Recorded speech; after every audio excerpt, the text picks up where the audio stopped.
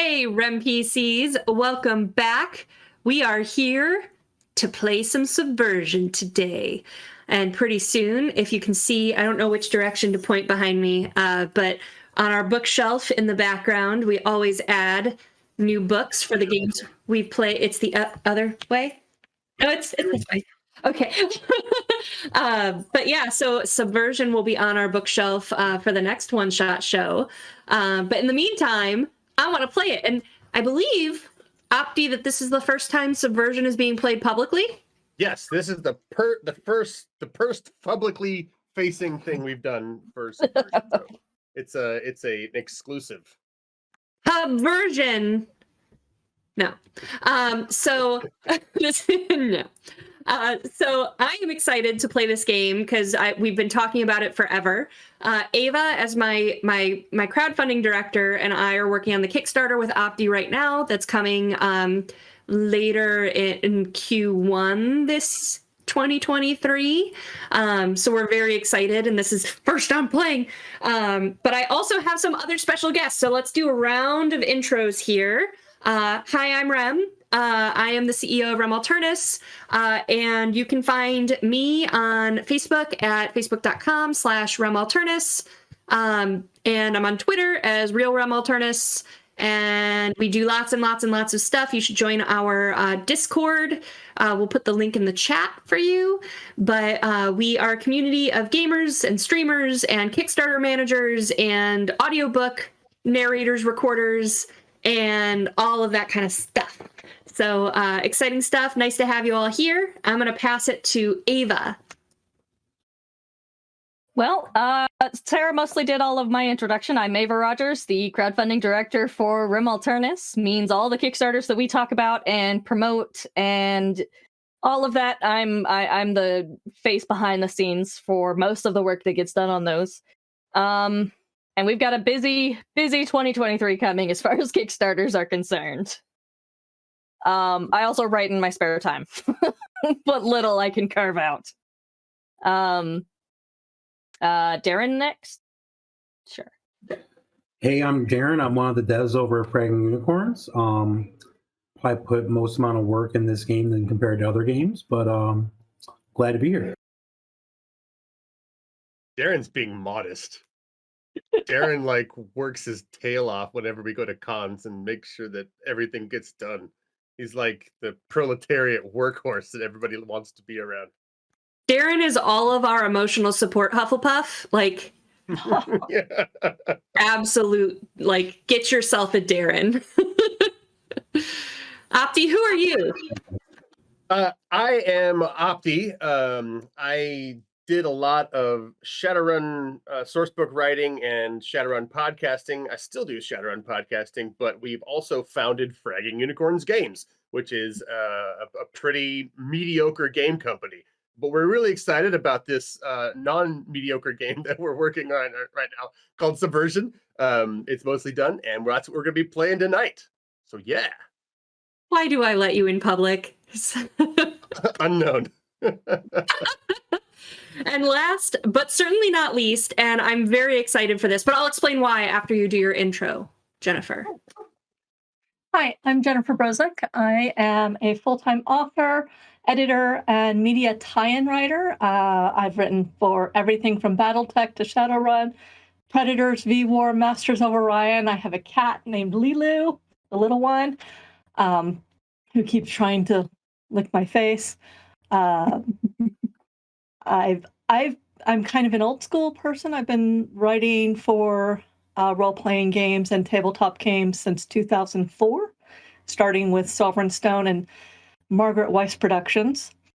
So if you want to know more about me, jenniferbrozek.com or at Jennifer Brozek. And I would type it into the thing, but apparently I'm not verified. So I don't know how to do that right now. So I will possibly figure it out during the course of the game. Send it to me and I'll do it if you need. Okay. And my most recent books are Trumel's Light, which just came out in November, which is a space opera that is a 6-part series that includes 5 other authors, including DJ Bodden and Kevin J. Anderson. And then my most recent Shadowrun is Elfin Black. And then I have 2 more Shadowrun novellas scheduled. One for I think next week, and then one for next quarter. So I write a lot. I do a lot. So part of why I'm excited is Jennifer is one of my personal favorite Shadowrun fiction writers, and I read a lot of Makeda Red just was the start of it all. And I'm reading Elfin Black now, and we're recording 2 of your audiobooks right now, or audio novellas. A Kiss to Die For is one of them. The other one I got assigned today, and so I'm blanking on the name. But See how she runs? maybe I will look it up and let you know. But Jennifer and I have talked about we should game together sometime. And so I was like, hey, we have a one-shot next week. Want to play with us? It's totally not Shadowrun, but it's still cyberpunk fantasy. And she's like, can I cheat on Shadowrun? And I'm like, yes, you can. It's my gift to myself for my birthday tomorrow. So I am gifting myself a cheat day. Amazing. I love it. It actually allows you to spend some calories on subverting expectations and hanging out with your friends. So really excited to have you here, Jennifer. Really excited to have all of you. Darren, obviously, it's always a pleasure. Ava, love you to pieces. And Opti. Oh, Opti. I adore you. And then as a couple. And then, of course, we have our tech, Teslan. Thank you for making us all look so good with this Subversion book on the table in front of us, and lots of D6s and a standard dice set and some paper to take notes on. And I'm going to stop talking now. Take it away, Opti. What are we doing tonight? We're going to be playing a game called Subversion. I'm not going to spend a whole lot of time introducing the mechanics until we get into them. But what I will say is that the world of Neo-Babylon, which is where Subversion takes place, is a world in which magic has always existed. And the Babylonian Empire of 2,600 years ago had an outsized influence on culture. And so now in Neo-Babylon, which is sort of in the near future, things are they reflect a deep Babylonian culture, right? So the gods themselves are still venerated, as reflected in, we have I don't know if any of you took the priest characters or not, but Babylonian gods, worship of them is everywhere. Magic is a thing that has just always been around, but cybertech, now the technology is moving forward and is now sort of threatening to unseat the people who have always used magic to keep control over things. So guilds, corporations, and the Babylonian council that sits above everybody else is who you're going to be fighting against. Maybe not in this particular adventure, but that's where we are in Neo-Babylon, and you are part of a community, a little small neighborhood called Sapphire Village. It's a foodie village, and I'll just read the introduction text here. You are envoys, representatives that act as agents, defenders, ambassadors, and problem solvers of your urban community, Sapphire Village. Sapphire Village is a small neighborhood on the east side of Le Sanctuaire, a district of Neo-Babylon just east of the Buranu River. Sapphire Village is known locally for its wide variety of food establishments, and the cash street market is thriving every week. The government of Neo-Babylon seems pretty hands-off with Sapphire Village, making it also a destination for those who might be on the outs with the law and wanting to make a new start. Yesterday was an important day. Gula Belmar, a goblin and beloved member of the community, died recently, and last night was a festival that honored Gula and her contributions to the village. It was there that you were all introduced as the new round of envoys for your village, with tall shoes to fill. This morning, you have been summoned to Shh Kebab by Sylvester Ori, a community leader. He and his wife run Shh Kebab, and Sylvester has indicated that you can eat or drink whatever you like as you wait for him to join you at your table near the back of the restaurant. Why would a Sapphire Village elder want to talk with you? That usually means only one thing. There's a job that needs doing, and the envoys are the ones to make it happen.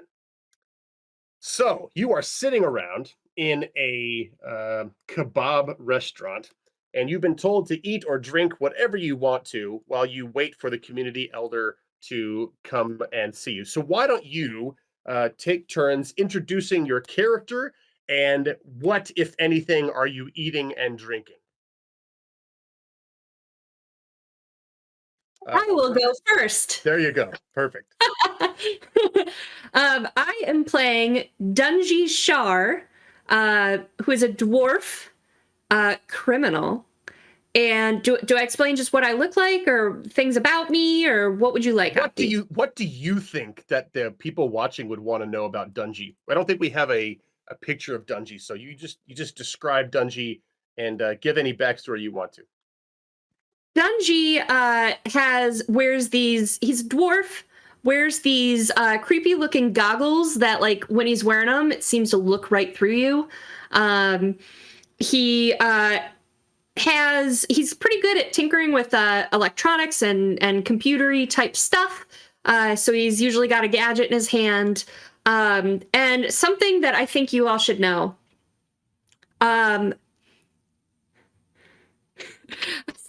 There's two ways I could say this, and I think I'm going to go with the funny way. Dungy is great at everything, literally everything, and never fails, and is actually the coolest of the envoys, and also the envoy with the most training and experience, and really the leader of the group. So that is, and we'll say, has a will, since I'm not in character yet, has a will to survive and does have a loyal streak. But seriously, great at everything and, like, proud to show it. We should stop here and make a note that every community has access to what are called envoys, and they are sort of representatives to the leadership of Neo-Babylon. At least that's how they were started.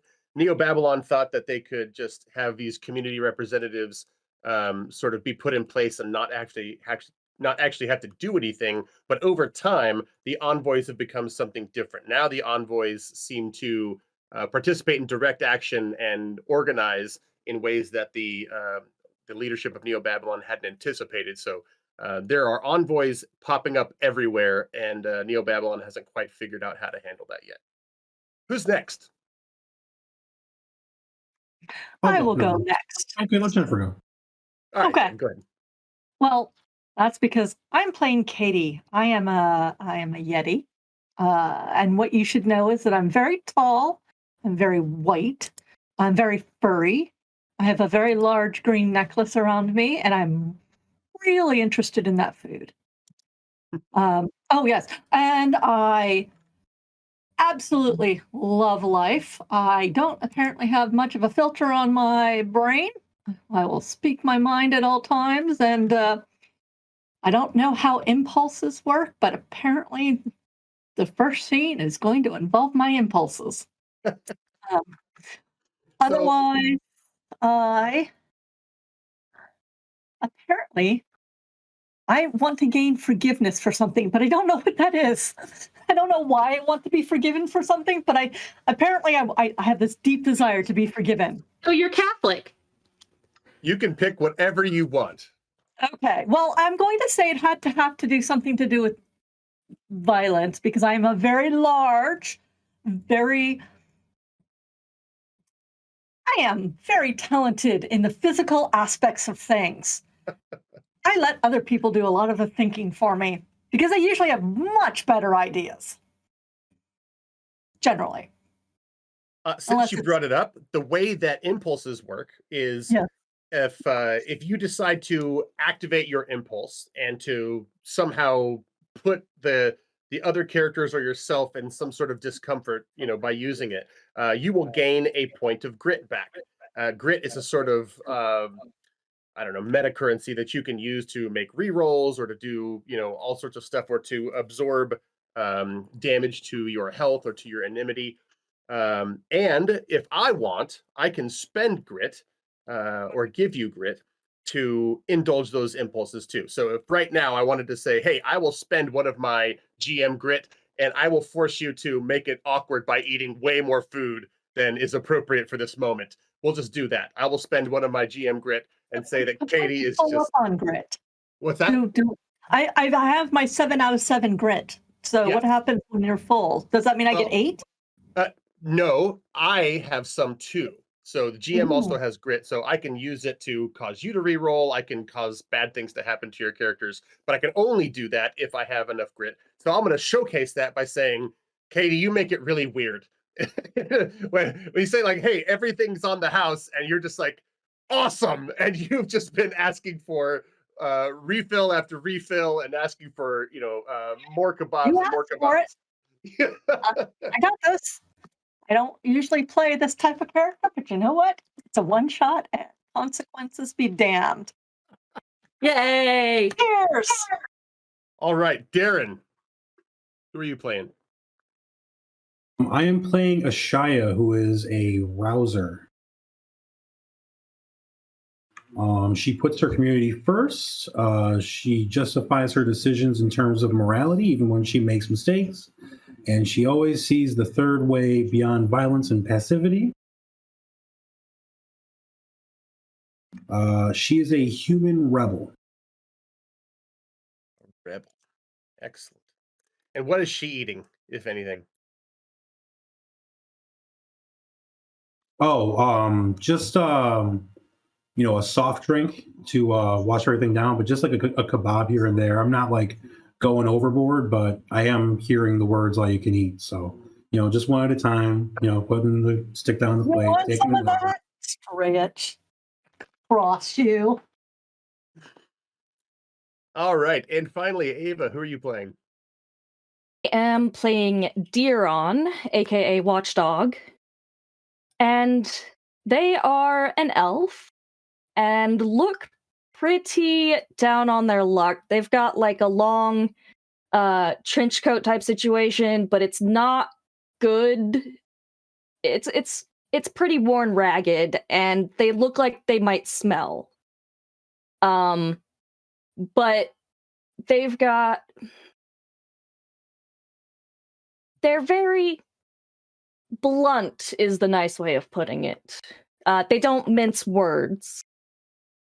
And they're currently eating, they've got a decent pile of food, like maybe hasn't eaten a good meal in a while pile of food. And just soft drink to wash it down. All right. I didn't mention what I ordered. What did you order? Literally one of everything to go. All right. Why to go? I mean, I need lunch for the week, and Fair enough. I didn't right. say I was limited to all I could eat right now. Once you are all done introducing yourselves, oh hey, what's up? And you've already had your fill or are continuing to have your fill. Sylvester, who is a dark-skinned orc, approaches the table and brings another round of drinks. He notices the pile of plates next to Katie, and he's like, "What are you doing? What, what are you trying to put us out of business?" Did you not mean what you said? Of course I didn't. It's just a polite thing to say. You should say what you mean. You should not just tell me I can have everything, because look at me. I have this figure that I have to keep in shape. I do this for in my duty as an envoy. I mean, don't offer a starving Yeti food and then tell them they can't have it. Look around. There's plenty of Yeti here, and nobody is going crazy. Hey, lesson learned. Fine. But anyway, on to business. Thanks for coming. Don't worry about the tab. But Sapphire needs its envoys. Last night, and he just keeps He keeps looking down at the plates and just shaking his head every time he sees them. Ugh, whatever. But then he moves one of you over. Who's sitting on the edge of the table? I'm the rebel, so I'm Okay. sure I would. All right, Ashai, he just sort of scoots you over, motions for you to scoot in, and then sits next to you. And he said, "Listen, last night you were all there. We honored Gula Belmar at the festival, and you all know Gula was such an important member of the village, and she was also the longest-serving envoy that we've ever had. As the new envoys, you'll be expected to uphold Sapphire's values just like she did." And of course, you remember what Sapphire's values are, don't you? And at this point, if you don't remember, they are all on your character sheet, but he'll remind you. You want me to do it? Okay. Yeah, please. If you have them, go ahead. Keep out of trouble with every authority. That's one. Don't give aid or comfort to authorities. That's two. Always find food for those who need it. Like kindergartner. That's it. You remember those things, and you're gonna do just fine. So you know the values of the community. You know what you're expected to do as envoys, but what you might not know is that I was in charge of preparing Gula's house for its next resident. When somebody dies in our community, the house is cleaned up and prepared, and then given to somebody else in the community who has need. When I was preparing Gula's house, I noticed something interesting. And Gula, everybody knew Gula. She's a great woman. She did everything she could for the village. I think she might have taken her commitment to the village a little bit too far, or at least did so too secretly. Now that she's gone, we have a problem on our hands. Our way of life here is built on eating establishments. Everybody here in the community depends on restaurants for jobs and food and places to gather. So lots of folks loved coming to Sapphire just for food, which brings stands into the community too. But while I was cleaning up Gula's place, I found some documents from one of the inspectors from a place called Espartu Kebab. That's the guild which regulates and provides inspections for all the meat products in Neo-Babylon. It seems that Gula has been blackmailing the inspector assigned to Sapphire Village to get them to go easy on all of our restaurants. Come to think of it, there hasn't been a terrible review of any of our food places in years. I'm afraid that means that part of the growth and the success of our village was because we weren't burdened with all the regulations that the government uses to keep local places under control. And I'm afraid that now that Gula isn't blackmailing them anymore, they're going to come down on us even harder, and the whole village will break apart. We can't let that happen. So here's what I need you to do. I need you to find out who Gula was blackmailing in the Espartu Kebab, and then maybe find out what she was using to blackmail them, and then find a way to keep Sapphire safe one way or another. And when he says that, he sort of looks each one of you in the eye as if to say, do we understand what I'm talking about when I say one So way you want or us the to other? blackmail him? I don't want to be involved. You have every authority to act on behalf of Sapphire Village as long as it gets taken care of and Sapphire is safe and thriving. I That's turn what I to want. somebody next to me. I'm like, so he wants us to blackmail them. We'll get it done. You notice that Sylvester does not grimace when you say you want us to keep doing this. He's like, seems to indicate that is it's a position that he is very cool with. If I were you, I would check out Gula's house and her computer. That was my first stop. That's where I saw the evidence first. Maybe there's something else there that you can find. Most of the place is untouched. I stopped preparing the house when I found the notes. So if there's anything else that you want to ask me, now's the time. And then after this, I'm gonna be very clear about this. After this, I got stuff to do. I'm gonna get back to my normal job. We have envoys for a reason. You have every authority that you need to do the job, unless and until you misuse that authority, and then it gets taken away real quick. So do what you need to do, and do it within the boundaries of our values, and everything should be fine. Any questions for me? Yeah, you got any more of this? Ah, get out of here. All right. If you don't have any questions, then he sort of stands over you and doesn't let anybody come and refill your drinks. He sort of waits for you to get. As we muster out of the booths and slide along, a swishing sound can be heard as like 15 to-go bags get pulled out from under where I was sitting, where my feet would be, but I'm a dwarf. Shakes his head like, "Oh, you guys are killing me. This is definitely not worth the investment." It is right. if it keeps the aspartame kebab off your back. Well, we'll see. Handle it well, and I'll think about having you back here for food. I look at him and go, always find food for those who need it. And then as I turn around, I go, I'm just the one that needs it. Fair enough. Fair enough. As you head out, one of the other ways that a GM can spend grit is to get an envoy to talk about their feelings, which sounds a little hokey, but it works out pretty well in the game. So I'm going to Diron. I'm going to spend a grit, and I'm going to say pick one of the group to talk about how you felt about Katie and Dungy taking so much food.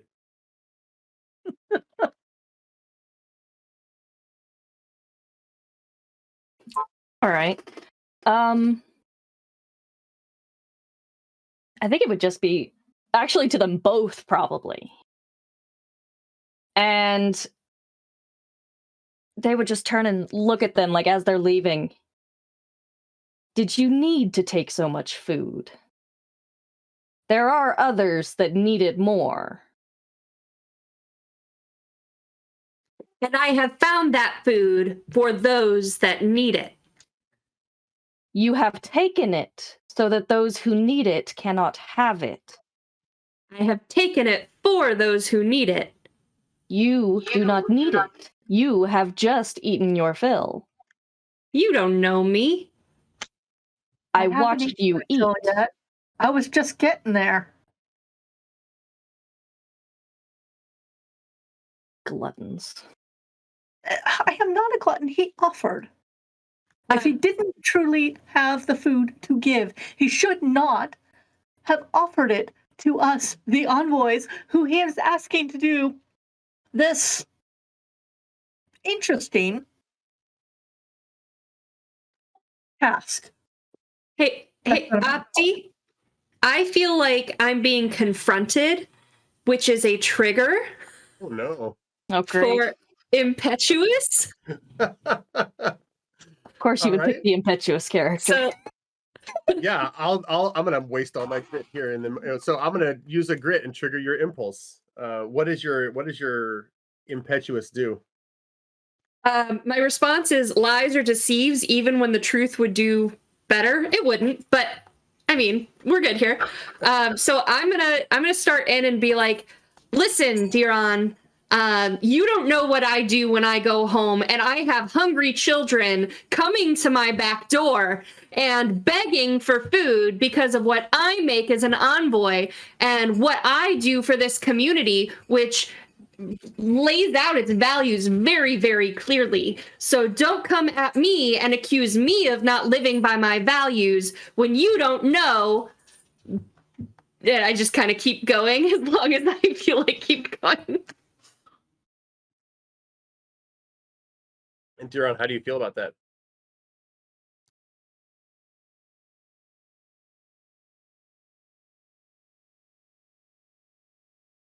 Whatever. All right, so you've got an investigation, and the envoys are already off to a rocky start.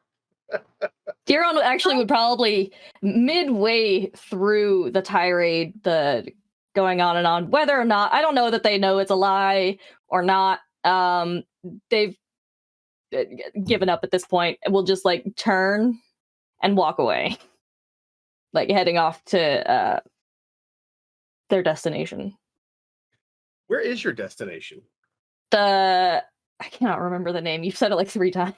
The Gula? house. Gula's house? Gula, that's it. Yes. Okay. Definitely starting there. While they are walking away, I amplify my voice, getting louder and louder after them. Meanwhile, until I stop and I kind of fist bump Katie, and then pull a kebab out and give it to her. Making an ally. All right. That So is are you? a question I have for the GM. How long are we all brand new to each other? We know nothing about each other, or do we have reputations or anything? You could, for the purpose of the one shot, you can assume that you've known each other for at least a little while. I think Dungy's backstory is that they come from somewhere else and are sort of lying about being envoyish. But I think everybody else, you can assume that you have grown up in the village or been around the village for a I was while. gonna say Diron is also a refugee. I don't know if that changes anything on that end. I mean, like, yeah, So- you guys can either I don't know grown what up or from. whatever, right? Just assume that you've known each other a while, and that you were chosen to be envoys, and you've had a chance to get to know each other. You may not be friends, but I mean, you're obviously not strangers. Okay, I just wanted to get that established so some of these are time-worn little arguments between us. Yes, you guys are always the people that are always eating too much, and Diron's always the person saying, "Gosh, why do you guys embarrass people like that?" All right, so as you roll up to Gula's house, and normally, I guess I should say that normally you would establish these interrelationships between the characters much more deeply and solidly, and you would know exactly what your role is in the community, because you would create the community yourself. We're pretty limited on time here, so I didn't want to sort of spend a lot of time getting into that, but for the purposes of the play test or the game tonight, feel free to make up anything. You're not going to break anything by making up your relationships on the fly. In fact, it's kind of fun that way. Opti, as we change scenes here, can I push something real quick? Push something. Do it. Push. Hey everyone, I gave Opti a tentative goal before Kickstarter launch to get 500 project followers, and we are currently at 493. So I'm gonna just drop this little linky link in the chat, and I believe, Opti, if we hit 500, you've been doing giveaways, haven't you? I have, yeah. Every time we hit a multiple of 50, I give away another cyberpunk fantasy miniature. So, And that's from Gangs of the Undercity, so which is the cyberpunk fantasy mini skirmish game in the same world as Subversion. So you're not in the same world. Get yourself some cool crap, Drek, and go follow that project page, and maybe we'll be doing another giveaway tonight on stream. Yeah, I'm not saying they'd make good Shadowrun minis, but they'd make good Shadowrun minis. Shadowrun minis. So if you're into that game, which is like a little bit more popular than Subversion. Just a little bit. All right. As you are headed to Gula's house is well known to everybody in the village. It's a sort of one-story affair that has the look of homes built over 50 years ago, and it seems quaint compared to the apartment buildings and the larger shops that are all around it. But its most stunning feature is the large green garden in the front, which Gula shared with folks up and down the street. It's a gathering space and a spot of quiet in a world that doesn't often get quiet. As you come up to the door, who's going in first, and are you knocking, etc.? I would like to go in first. Okay. And by the way, for people who know me, if anybody expresses an idea, most likely my character will go, "Oh, okay." So you can put that into your idea plan. Darren's trying to more or less taking charge of the situation as it is right now, because they are the investigator. That is what they do. Okay, and since I don't think you're going to get attacked, I don't feel like I need to put myself between you and danger. Therefore, I will allow you to go through the door and possibly be punched in the face. And I cockily lean against a tree waiting for the door to be locked because I'm really good at getting through the locks. Yeah, All right. Darren's. I don't think they stopped to knock. They would just because nobody's supposed to be here. And correct you are. The door opens up. It is not currently locked. So where do you want to look? You're in a hallway at the moment. It's got a few doors, and you can see at the far end, it sort of opens up into a kitchen. And there's a community room off to the left. There's a bathroom and it looks like 2 bedrooms down the hall. I think I want to start with trying to find her. What do you call them in this setting? Terminal? Laptop? Yeah, that. Sure. Okay, so you're going to go looking for the laptop. Mhm. Shia, what are you going to be doing? I'm gonna just be kind of looking around for the time being. I'm kind of more of a talker, and well, what's the lighting situation like this? Like, are all the lights functioning and on? All the lights? I have a light spell, so I could like do that if we need to. Oh, yeah, the power's on. Everything's lit up. Are you looking inside the house or outside? Oh, I'll be inside. I'll be the second one in. Okay. Yeah, the lights come on pretty easily. Is there any Right. particular place you're looking, or are you just hanging out, sort of taking it all in? I'm more of a talks to people kind of person. So if there's no other people in here, I'll wait till I'm ready to rock and roll.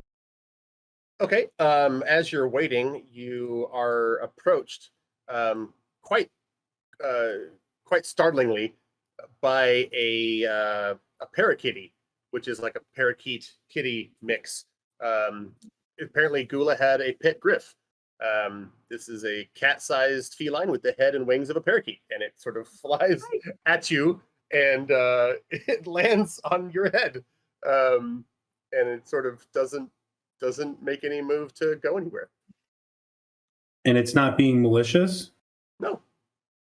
I'll be mildly annoyed, but I won't move it. Okay. It scratches you a little bit. Where are you standing in the house? Now we'll say the community room. Okay. It scratches you towards the direction, like out and then back, as if to say, look this direction, towards the hallway. I will trust the animal's intuition and go into the hallway. All right. If you keep allowing it to swat your face, it will eventually lead you into the kitchen. I have enough pets to know where this is going. They're probably just asking me to feed it, but I will continue following it. Well, once you get into the kitchen, it just sort of flies around. Are you gonna look for food, or are you gonna just sort of wait for it to get tired? Does it seem like it wants to be fed and then flying around, or is it like more like, hey, I'm in this room? Do you speak Griff? Well, hold on. I do not. No, you don't really understand the movements. I'll roll an observation check Okay. and see if there's food, and maybe I'll come across something if I roll well enough. Perfect. Go right ahead. And the rolls in this game are D6s based on your skill rank. So if you have 3 skill rank, you'll roll 3 dice. If you have 4 skill rank, you'll roll 4 dice. And you're always going to be keeping the highest 3. And then you'll add your relevant attribute on top of that as a bonus. If you have 1 rank, you only roll 1d6, or if you have 1 rank or 2 ranks, you still roll 3 dice, but they are dulled. So right? Okay, that's what the dull means. All right, got it. Yeah, dulled is an effect where you cannot get above a certain number. So if you have a rank 2 in something, you'll still roll 3 dice, but it's dulled 5, which means you can only get 5 on any given dice. If you only have 1 in something, you still roll 3 dice, but they are dulled 4. That is going to be a 12 for me, Opti. Okay. You are able to find some griff food, and once you open that particular pantry, the griff sort of swoops in and it's like, "Hey, ready for this? Ready for this?" And it's like clawing at you, like, "Get this done today already." All right. Well, I will sigh deeply, thinking, maybe I had something, but clearly I was wrong, and feed the animal since I'm already here. Yeah, excellent. So you are going to feed the griff? Yes. Yes. Okay.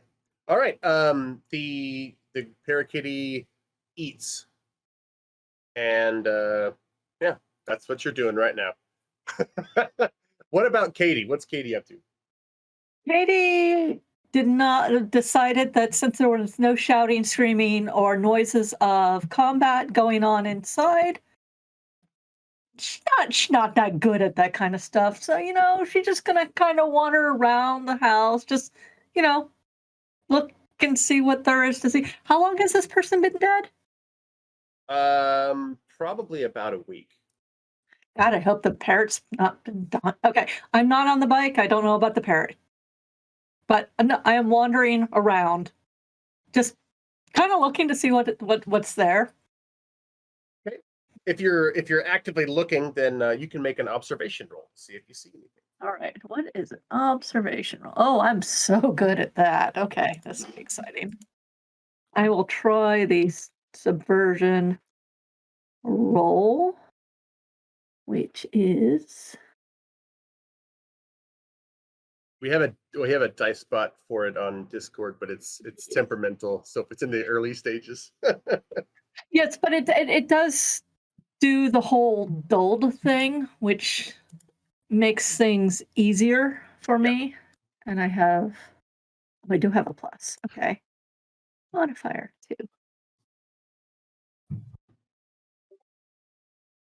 2. So I give you the total. Uh-huh. My total is 11. All right.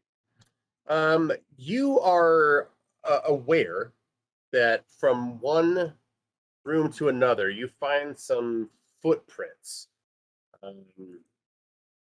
They look like boot prints to you, but it's a little bit hard to tell since it's in carpet and various things. But it does look like there's some sort of sticky residue that made like a dirty boot print or something like that, and looks like it's coming from the kitchen. I follow it into the kitchen. All right, you see Ashaya feeding a parakeety, and then we'll go to Dungy. No, I Hi. do ask Ashaya, did you get something on your boots? I don't know, maybe blood. Well, it's all tracked in here. And then I see the para what? What is it again? Parakeety. It's a Parakeety! kitty. Yeah. So I am now attracted to the parakeety, and that's what I'm going to focus on for a little bit. All right, Dungy. So I walk in last, I guess, thinking about how even though the door was unlocked, I will tell that story differently about how I allowed everyone access to the the building. And then I'm gonna look around for clues about the like the blackmail, like any documents or notes or anything. While also, if I happen to find any of their account information that I could maybe forge and get access, like that's cool too. So, just seeing what useful information might be around. Are you looking any particular place, or are you just sort of, again, scanning generally in the house, just giving everything a once over? Yeah, I'll go room to room. So I'll start in that first room that I walk in and then go to the next room. And All right, the first room is a community room. And what you immediately notice is a bunch of books, some newspaper articles that are sort of framed, in which Gula is sort of pictured, and the stories are written of her, and it's the one time she saved the community from a werewolf attack. and the one time she rallied the community when there was a flood, and she helped everybody sandbag things and protected the village. And the other one about how she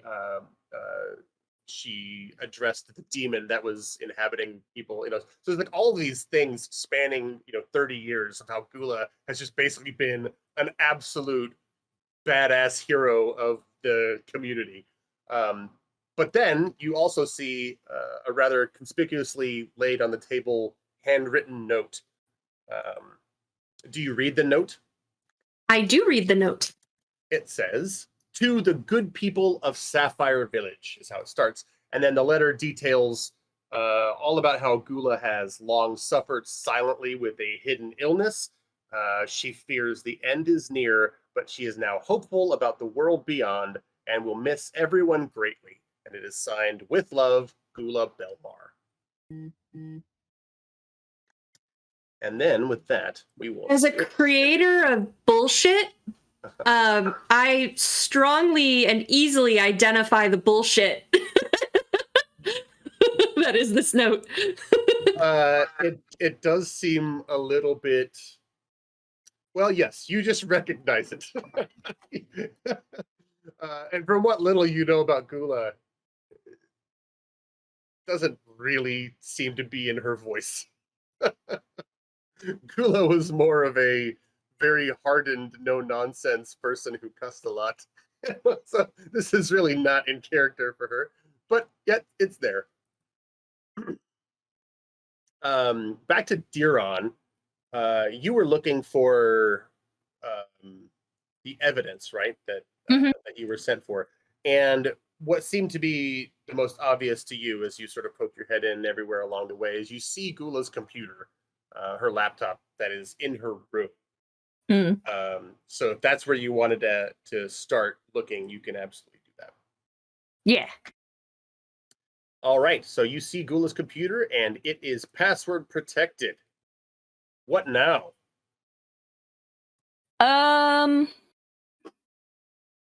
If you have a cyber kit or a cyber tech skill. No. I mean, I do, but Hi. I think they would look around for clues. Yeah. No, that's definitely what they would do. Okay, so Is try the name of the parrot kitty. Go ahead and make an observation roll in this room. Okay. So I need help sussing this out. Okay. So under my skills, my observation is a d6 plus 3. Yeah. But I also have observant cuss as a special ability, which gives me plus 3d6 to investigation rolls. Okay. This feels like an investigation roll to me. So that would be the 4 ranks that I have plus 3, so 7 dice. 7d6 plus 3. Good. Okay, I need 2 more d6s. I think you're a little good at that. Just a little bit. 1. I didn't grab enough d6s. Okay. What are you rolling? Observation. 7d6. Diron is a detective. This is what I do. Type. So yeah, this is their jam. Okay, so what am I looking for? Is it? What are you looking for? On the dice. You're keeping 3 dice. Oh, yeah, you keep the 3 highest dice. Keep the 3 highest. Okay, that's 3 6s. Oh, that's a crit. You have done very, very well. This is what I do. Yeah. 3. So normally you would make a certain amount of success with a crit. You do 3 times as much as you would normally do. So you have gone above and beyond here. And I'm keeping track of another sort of progress track. And every time you succeed in something, I'm giving you progress on a particular track. So you have just gained 3 times as much progress as a normal success would have. And as you're looking around, you look everywhere. You're seeing some interesting things. Actually, you see a picture next to Gula's bed, and it's a picture of Gula and an orc woman, which is an odd thing because clearly nobody else lives here. But there's that picture, and you also, as you're looking around, you sort of look everywhere under the desk. Oh, look, under the desk, there's a piece of paper that says password. And it's Gula. Gula 1234. Oh, Gula. Your own name? She, is, Alright. she was quite old, Yeah, I guess. so probably was around before cybertech had any sort of meaningful impact on life. Fair. Well, let's get into her PC. You open it up, and right there in the email is it's basically an outward email to someone named Cameline Velasul.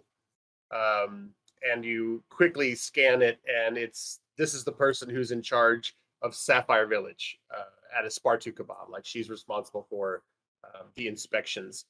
Okay. And then Does the subject say per our blackmail agreement? Like, nothing quite like that, but there's definitely a reminder. Remember, I have these, documents proving your involvement. So keep our arrangement, that sort of thing. And I'll keep mine. So like it's right there, literally in black and white. Where those documents are, who knows? Yeah. I mean, I'll do some. Keep looking on the computer. Yeah, they would keep looking on the computer. Maybe she kept them digitally, but given how. Yeah, on the desktop, there's a folder God. called Blackmail Documents. Oh, Gula, you make this too easy. You open them up, I assume. Yeah. See, we have 3 more hours in which to play, right?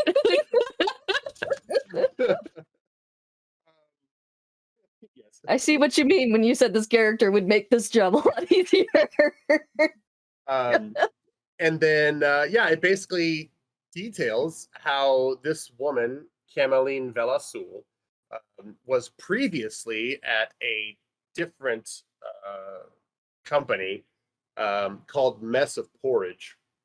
And she took corruption and bribes. I'm sorry, she didn't work there. She took corruption and bribes from a chain of restaurants called Mess of Porridge in order to help get them into more marginalized neighborhoods. So she would go in and make them look really bad, give them bad reviews, and then Mess of Porridge would swoop in and buy these things at a cheap price because the previous owners had to, get out of Dodge.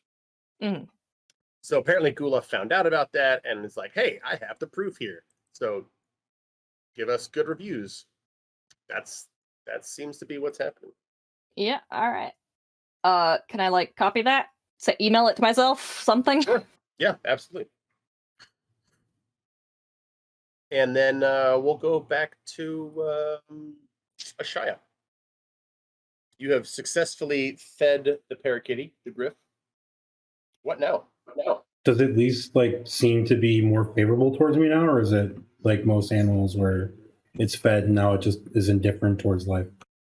It's very hard to tell.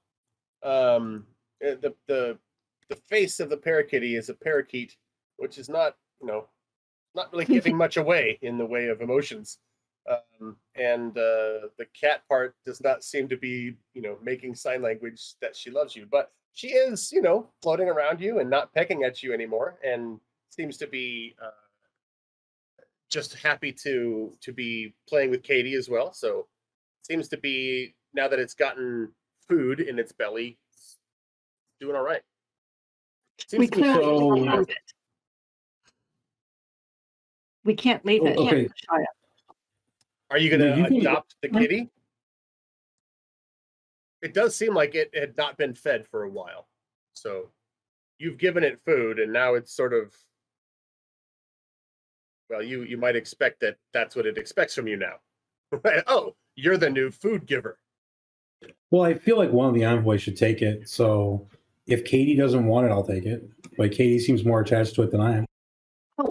I can take it, and I'm sure it will match my outfit beautifully, but also eventually it will choose its envoy, as parakitties do. So most likely the one who's allergic will end up with the parakitty, or the one who wants it least. So, but I can't. Clearly this poor animal was hungry, and so I will package up its cat food or its parakitty food and stick it in one of my bags and either let it. So you're okay taking on this parakitty as your own then, right? Like you're taking responsibility for feeding it and whatnot. Absolutely. I do not think these things through. I am taking the parakeet. Well, that's fine. And I'm also, Jen would probably immediately take the cat because no, this cat, nobody has taken care of it for a week. That is, at least that's my supposition, that nobody's cared for it for a week. And therefore that is, yeah, that's what it seems like. Therefore it is, does it have a color? Does it have a name?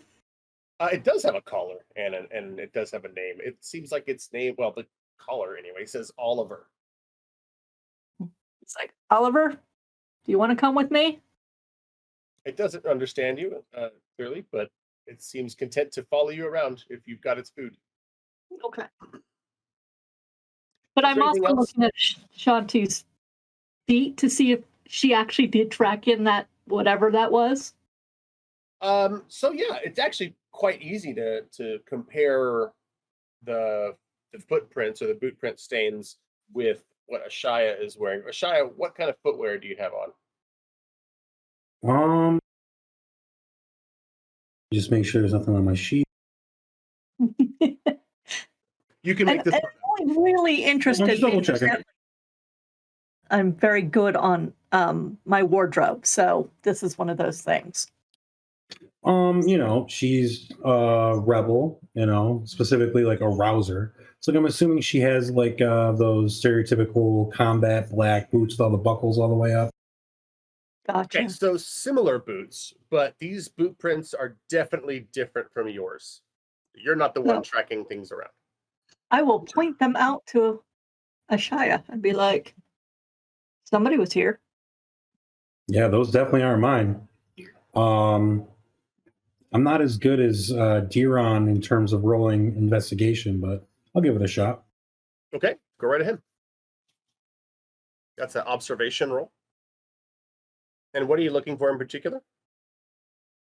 Where the boot prints lead to? They lead to, well, Katie already discovered this. They go from the hallway out the door, but they start in the kitchen. I can handle myself. I'll follow the boot prints out the door. I followed Ashaya. All right. We'll come back to you two then in a second. And we will come back to this stream in 5 whole minutes. Look at that segue. Hey, it is us. We are back. I am not typing in chat right now. We are back and ready to subvert more things that need subverted.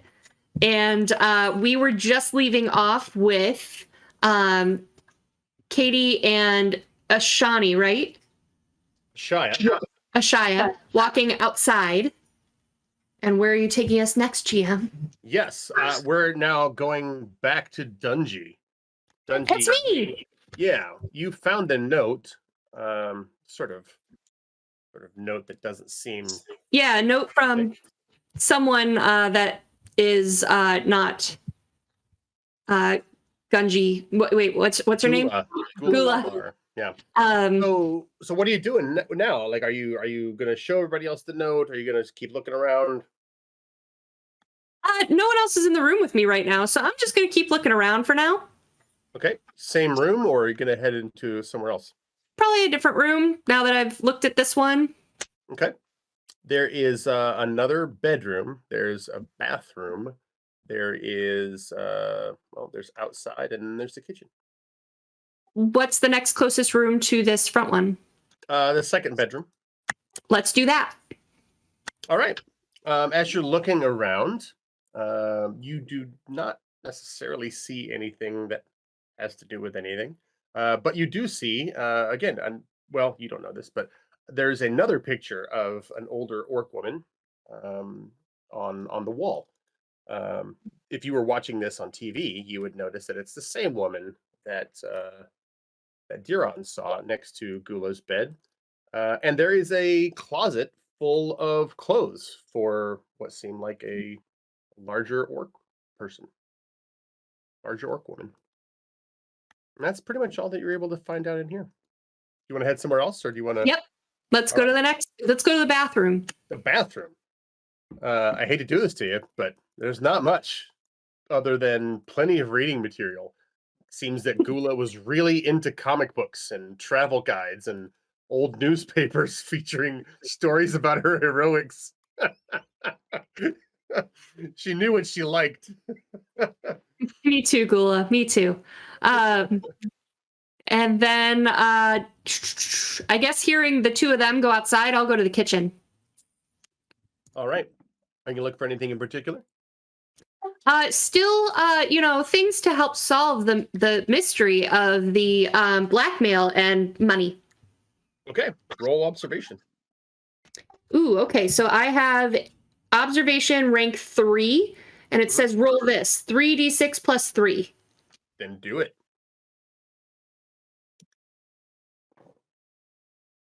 I'm going to keep the highest 3 dice out of 3 dice.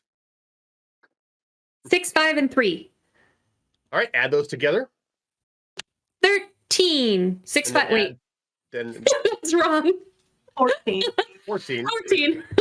And then you said you had a +3 at the end? Yeah. All right, because of your awareness. So that's going to be 17. That's a great roll. And because of that, you notice that the place where the boots come from, where the sort of boot prints start, there isn't anything there that would have caused the stickiness. In fact, it looks very, very clean. But as you're looking around the floor, you see the edges sort of underneath the cabinetry. There look like splatter of something that is like up against the underside. And you're not sure what it is, but it's definitely some sort of residue of some sticky substance of something. You kind of think that it might be like food stuff, but you're not 100% sure. Disgusting. You want to investigate that further? Yeah. I lay down and kind of like, actually, you know what? I'm going to grab maybe to start with like a paper towel or a washcloth and get it damp so I can like kind of scrub some on there, and I'm going to sniff it. You sniff it, and it's a yellowish, orangish type thing, and you immediately recognize this. This is porridge. This was a mess of porridge. It's a savory porridge. And then we're going to skip to Diron. Mm-hmm. You have gotten you've gotten basically an awful lot that you were looking for quite easily, because Gula hates cybersecurity, clearly. Yeah. What next?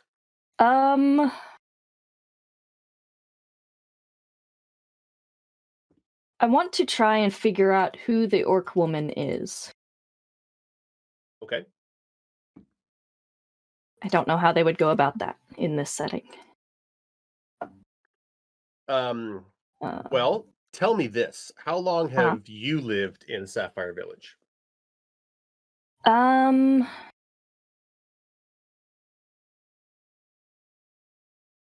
Couple years. Then you have definitely seen this woman around. Okay. You don't know, or you don't remember her name, but she definitely lives in the village, because you've seen her enough to know that she's a local. Mm-hmm. So you would assume that if you had to find out, you could probably just take the picture and ask people. Okay. Oh, Or somebody else who have lived here for a while might know her. yeah. I guess let's find the others. Okay. They all seem to have gone out the front door except for Dungy, right? Yeah, except for Dungy, who's in the kitchen.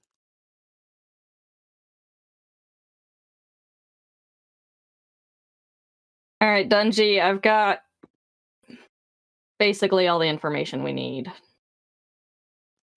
Cool. I've got it. So, question real quick, based on how this character sheet is written, Opti. Am I a liar under that trigger, or just a liar in general? That's your impulse. So you can role play it as much as you want to, but you don't have to lie, unless it's your impulse being triggered. Okay. So role play however you want to is essentially the answer. I really wanted to say, so 2 things. Gula is definitely straight and also died by suicide.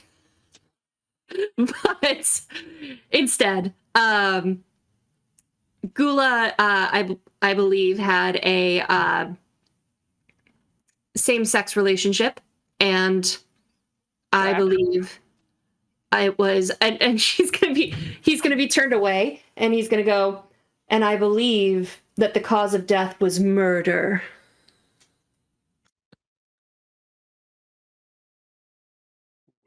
Why did you say it like that? Was it supposed to be a surprise? Now I feel confronted.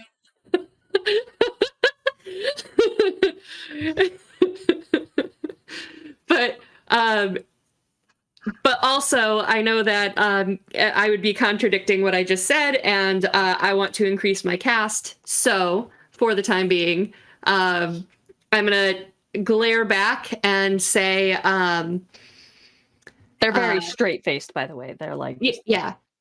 I'm gonna throw the note at his head and say, fake goodbye note from Gula, but not Gula.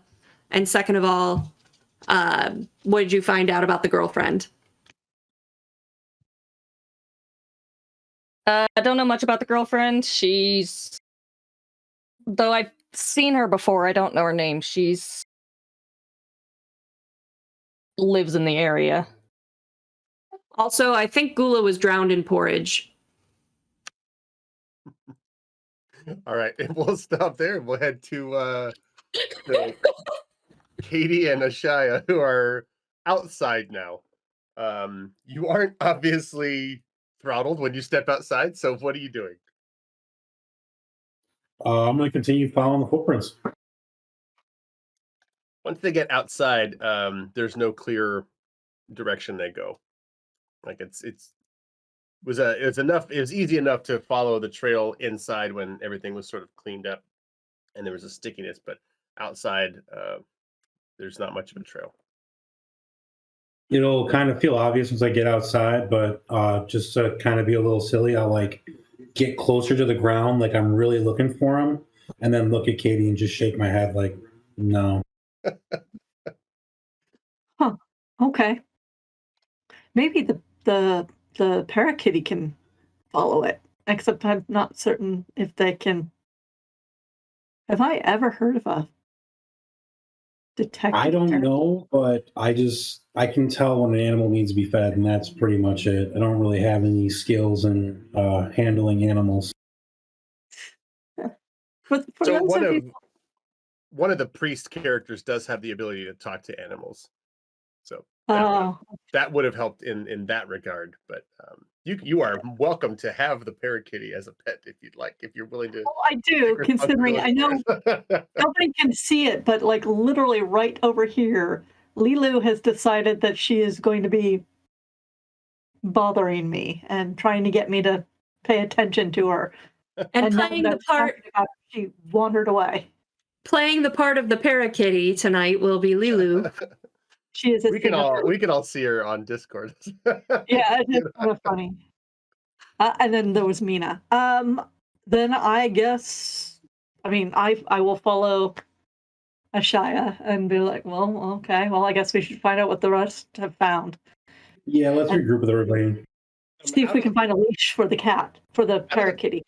Out of the corner of your eye, as you're turning back to go inside, and then like sort of to pull the veil back here, I was keeping track, a sort of hidden progress track, and if you got a certain amount of successes in your observation rolls, then you trigger this particular event.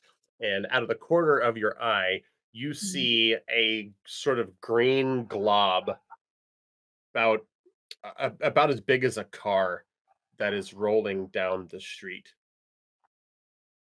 It seems to sort of just, when it hits something like a car or a mailbox, it just sort of moves through it.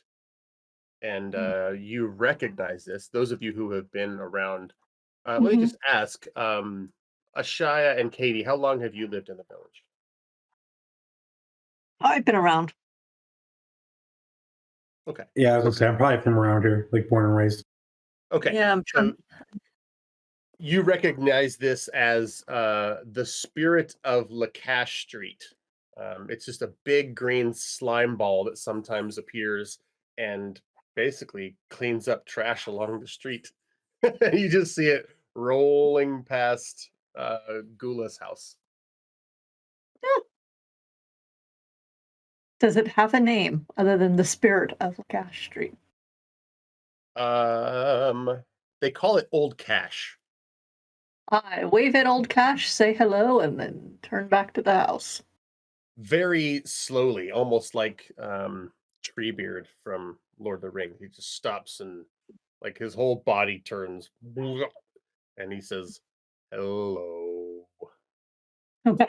If I would not have, I would have waited until he said hello before I turned away. Okay. I'll give him a salute. All right. And then look, Old Cash, if you don't interact with him anymore, we'll just keep going and cleaning the street. Well, I don't want to assume all oozes are the same. Can I see through them? Maybe see what he's picked up lately? It's not an ooze, but definitely it takes the appearance of like all sorts of bits of different trash floating in the middle of them. Well, I guess I assumed he was busy. Does he come to a complete stop to talk to us when he says hello to us? Mm-hmm. It's already going fairly slow. I'll ask him if he's heard about Gula yet. Always hear about Gula. I've heard about Gula for 30 years. That's what you call them, right? Years? Yep. And all that took about 3 minutes to say. Okay.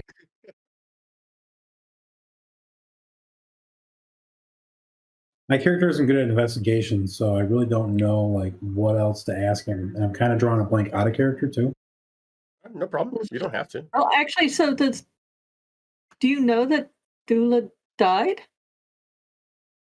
Yes. Sad. She kept the street clean. You don't know anybody who would be out to get her, do you? I did not see her die. And I don't pay attention to human or goblin affairs very often.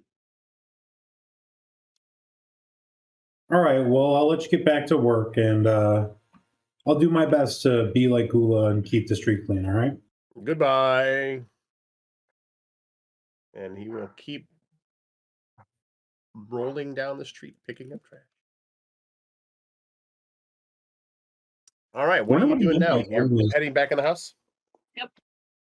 Yeah, I'll regroup. All right, you have regrouped with the others. All right, others, what's going on? I do not think she drowned in porridge. However, it may not be unrelated. Not She stuck was- to be wrong all the time.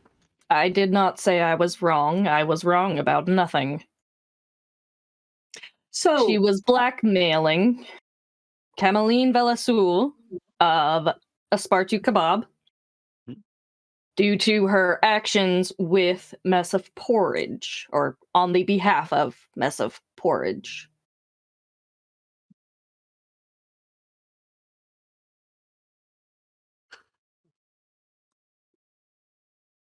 It would not surprise me if, as you say, it was not suicide, that this Miss Velasul might have something to do with it.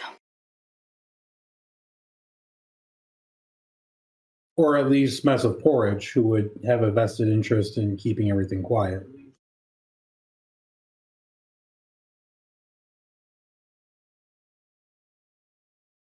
Are you guys doing any more investigations?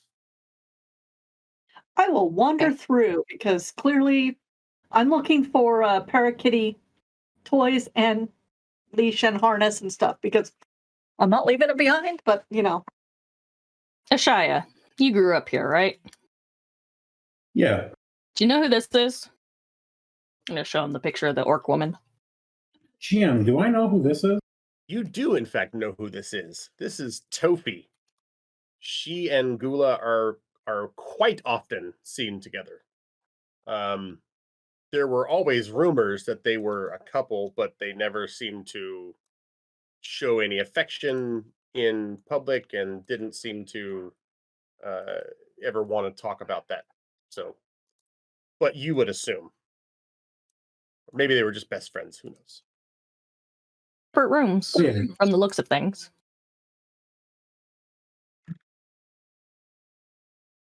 But yeah, definitely know who she is and where her apartment is. I'll go do one Do I final know look what in she the. is? Sorry, what was that? Sarah first. I'm not monopolizing. I was going to change the subject, so go ahead, Darren. Oh, do I know what she does as well? Tofi? Yeah, like what her occupation is. Yeah, she's a gardener. Well, that's not a Mess of Porridge employee, so. All right. I think we should go pay her a visit. You guys would all know that there are no Mess of Porridges in Sapphire Village. Which figured. you do think of as odd, because Mess of Porridge is like the McDonald's of Neo Babylon. Like they're everywhere. And it does strike you as odd once you think about it for a second that there aren't any Mess of Porridges in Sapphire. So probably Gula was stopping Mess of Porridge from coming in here with their shady antics. Don't you hate shady people? And in exchange for opening up a Mess of Porridge place, Kenneline asked for help dealing with the Gula situation.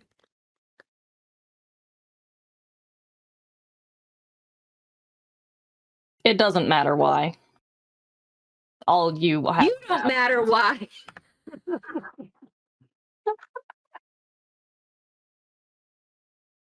Anyway, we should find this Tofi. She may know more about what happened.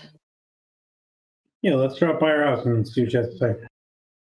All right. I have to Do find we know? Oliver's Sorry. stuff first. Yeah, you can definitely find Oliver's stuff, any sort of toys. I mean, basically, it's my way of saying I am looking through cabinets and stuff. I'm not being particularly careful, or what's the word? I'm not looking for evidence, but if evidence is there, I might find it.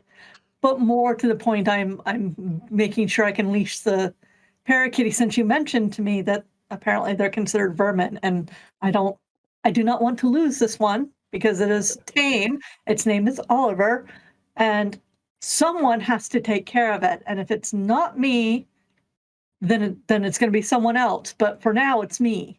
Yeah. So yeah, you're able to easily find its stuff. One thing you do notice as you're looking through the cupboards, and since it's already been brought up at least once, porridge, is that Gula has a lot of food. It's clear that, I mean, as a goblin who was of normal size, like she was clearly not eating all of the food that she had. Like clearly there's enough to have parties. And one thing she does not have any of is porridge. But that's what they were saying that the stuff on the floor is, Mm-hmm. I will point this out to someone smarter than me. And also point out that we should probably make sure this food doesn't go to waste and goes to someone or some ones who need it. I'll take But- care of it. Of course. But where did the porridge come from and why is it all over the place? You're probably the best one qualified to start digging that direction. Yeah. Also, just a quick question. While I'm thinking of it, do we know who is likely to step into Gula's position as like community leader? Yeah, that's you guys. If you don't suck. Ew. Okay. She had a few decades on you in the position, but yeah, you're the new ones. Okay. All right. Well then, yeah, I'll start digging into the mystery of the porridge. How are you It's go about likely doing to that? be. But What were you saying, Rem? I was just saying, don't worry. It's likely to be me with the amount of experience I have over you guys. Mm-hmm. Dungeons. I will take her place. Don't worry. No. I mean, they would just. I'm not an investigator. Oh, you But, mean like Ava is not an investigator? Ava is not an investigator. No. I believe if you look at your character sheet, you have a Mm. portable lab that Yes. you might be Oh, able to use yes. to do something Yeah. Yeah. with No, some of definitely. the substance that you found. Yeah, so like Deeren gets into their I imagine they have a messenger bag or something that they carry basically their entire everything in. Home isn't actually a very safe place. There's no lock. So they pull out all kinds of like a small stand, test tubes and all kinds of stuff. Grab a sample from the porridge and From where? sciencey stuff. Whatever cleanest sample I can get that's not been trod upon. Okay. So yeah, you can get a pretty solid sample from underneath the cupboards. You do your business, and there doesn't seem to be. Well, You want me to make that science roll? Go ahead and make a science roll. Yeah. Okay, and let me see. The portable laboratory gives me a +1 on all science rolls. Okay, so that's just a flat +1. Mm-hmm. To the Okay, result. Yep. science is 3d6 + 6. Not a critical success this time. 15. Okay, that's pretty solid. You can tell that this is absolutely porridge. There doesn't seem to be any poison in it, but you happen to know that there are some poisons that wouldn't show up in your scientific equipment. Like it is possible that there is some sort of magic poison, but you're not the kind of person that would be able to see that.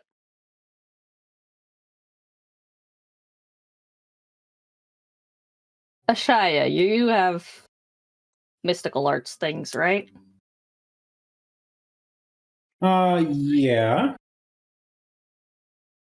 Know of any, well, magical based poisons that might, or have any way to test for such? My magic is more helping people believe the words coming out of my mouth, kind of thing. You still could make a shine perception test because you can see into see behind the veil, as it were, a little bit easier than most people. So if you make a magic arts roll plus your awareness, that would be the way you would go about that. Sort of switch your perception into the other realm.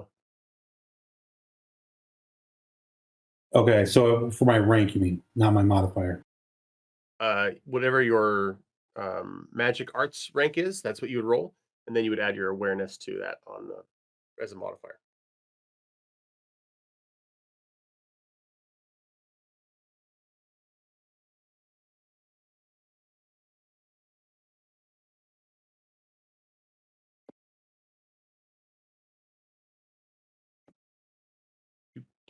13.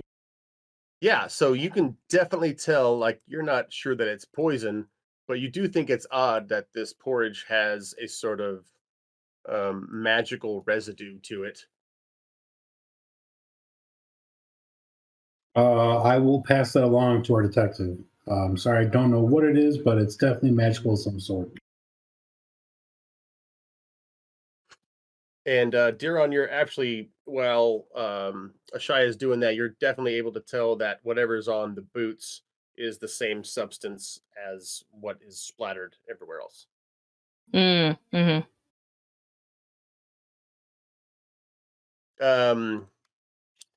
Guys are headed. Is there anything else you're doing now? What size boot? That's a great question. I mean, there's a varying range of sizes in this, so it might help narrow some things down. Yeah, it doesn't look like every boot print is the same. You can make out at least 3 different sizes, but they're all within a sort of adult elf to orc range of boot size. 3 different people? Unless somebody's wearing different sized boots on each I think foot. it would be hard to wear 3 different sizes of boots, I think. Everybody's bipedal, right? There's So no far. quadrupeds. There are, but It's always the centaur. there haven't been any centaurs or Okay. I don't think centaurs would wear not boots. in the village for a while. I need art of a centaur in boots now. Like I just do. Also, if they did, they would be much larger than sized for an orc. Okay. Multiple people. Okay. Anyway, I believe we should find centaur Tofi. boots that are like nailed on. Right? like these boots, they zip, right? Like they zip up. Anyway. All right, so you've got some information, and you want to head to Tofi's place, then? Yeah. I believe that's our best next stop. All right. You head down the way. It's not terribly far, maybe 2 blocks or so. What's your posture as you're walking there, if you don't mind me asking? Like, are you sort of relaxed? Are you focused? Oh, focused. Same. Darren is very focused. I look good. I'm very focused too because it was my idea to come talk to her. So. Mm-hmm. No, I look good. I actually probably have the Oliver on a leash at this point and trying to settle him either on a shoulder or in a bag or just get him comfortable. But he is now with me, and since we're in the city, I know how to dress and I know how to walk, and I always have a good time doing it. So I am saying hello to people as we walk by. Looks like a bum on a mission. Okay, fair enough. So you're all sort of focused on various things. You arrive at Tofi's apartment. Do you knock or do you try to open it up, or Let's knock first. For sure. Tofi answers. She is an elderly woman who looks good for her age. She does not have any sort of graying hair, but she's definitely old, and especially her greenish skin sort of holds her age well. And she is an orc. She's got fairly large tusks, and she's fairly well built. But she's also got a very flowy sundress on. So she's sort of an interesting looking woman. But she's very, I guess, pretty and very well built for her age. But she says, "Oh, hello. How can I help you? You're the new envoys, if I'm not mistaken." Yes. At this point, Darren kind of just looks at Ashaya because I don't do the people thing. Oh, right. I'm sorry. I know people find me off-putting. I'd rather her not toss us out. Just like looking at her in the face, like, I know how people perceive me, You just knocked on my door. but they're with me. We're all together. Who's there? Oh wait, no, I'm the knock knock. So seeing Diron look at Ashaya, then Tofi would also look at Ashaya like, "Hi, envoy." Hi, envoys." you're correct. We are the new envoys. One of our first, I guess, missions is what you call them. I think I'm not sure, but we've been tasked with investigating the death of Gula. Gula. Thank you. The death of Gula. You're investigating her death? Yeah, unfortunately, we are gaining more and more reasons to believe that it was a homicide. Oh no, that's awful. So I happen to Actually, be very, very good with orcs. Like I get +2 dice Ooh, with orcs. okay. And since I'm not certain we should actually be having this conversation on the street, I very expansively be like, yeah, let come on, let's go inside, let's have a conversation. Do you see who I've got here? Oliver? Oh, it's Oliver. Yeah, Oh, you know, oh, yeah, and why don't you I come want to on be in? persuasive and get everybody off the street and into the house because maybe this person is hiding something, or maybe we shouldn't be having this conversation on the street. But I Well, know that's why you guys have Agreed. charisma-based skills with orcs, goblins, and Yetin. Yeah, come on in. Come on in. Yeah. She will put the conversation on hold once you come in, and she will make you some tea. And she has some scones that are made with the goblin odd fruit that Gula always loved. She says, and she says, "I don't like them myself, but you know, I've been making them for the last week." And she offers you hospitality and sits down in a relaxed posture to talk. Thank you. What Do makes you you know- think that she was murdered? That's awful. Yeah, she drowned in porridge. No, do not listen to him. Excuse me? Don't listen to me? Okay, Yes. you are the one who doesn't know how to speak to people and is trying to lead this conversation like you're some sort of leader face, which you are clearly not and clearly inexperienced.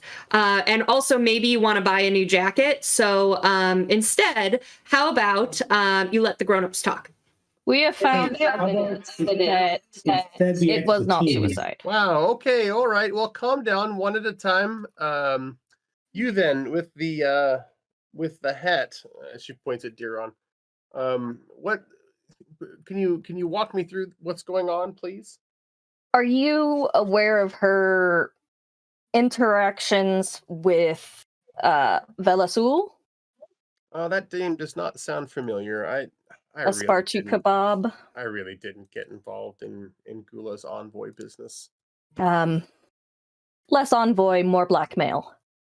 Yeah, Okay. Gula did a lot of stuff that that made me No one- uncomfortable, and I just never wanted to course. hear it. You do see behind her on the shelf is a picture framed with Gula in it, similar to the one of Topi that you saw in Gula's house. Okay. Can I roll observation as like a judge intentions kind of thing? Sure. You'll roll. Let's see. Why don't you roll influence plus observation or plus awareness?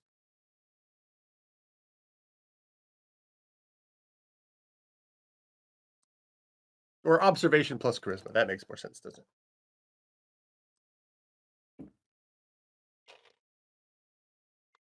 There's charisma.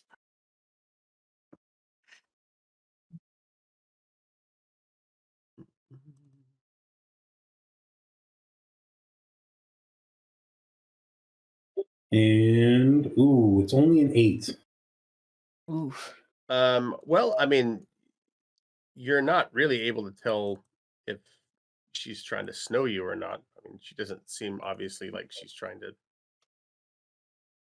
I don't know what you're looking for, but you don't. Well, just basically, Whatever it is, you don't find it. if you want to ignore the rule and just tell me anyways, then don't.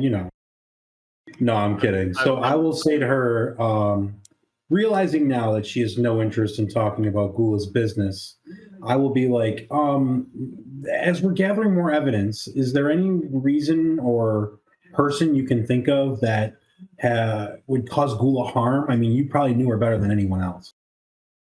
No, Gula was. I'm very surprised. Gula was very healthy, and We did find a mess of porridge in the kitchen, but she did not have any in her cabinet. you found. Hold on. You found Porridge. You found porridge in a mess, or you found mess of porridge. The mess of porridge is the company, right? But you found a mess that happened to be made of porridge, or you. I am assuming both, actually. Oh. Well, how would you know? That is part of the blackmail. Oh, involved mess of porridge. You think? Can I make a deception? To do what? I would like to say, as we've been investigating, we just came from discovering that Gula had written very specific instructions regarding this blackmail, to have, in case something ever happened to her, to have these business arrangements fulfilled through you, which may mean that you are a target if she was indeed targeted. So any knowledge you have or honesty would be very appreciated, and also to your benefit at this point. Oh my, that doesn't sound very much like Gula at all. Are you sure? Can I see the letter? I would. It is not tell her handwriting. because he is lying. We found no such thing. Excuse me, actually, and I'm going to get up and rifle through my bag while forging a letter from it with Gula's handwriting. All right. I'm going to use one of my grit, and I'm going to force you to see this through to a very uncomfortable conclusion. Can I use my grit to make it really good? If you want to choose to use your grit instead, then you will gain some grit back. Well, you haven't used any, but yeah, I haven't used any yet, and I do get a +2 in all deception tests to make forgeries. All right, knock yourself out. make that forgery roll while so I rolled rifling through your bag and writing it.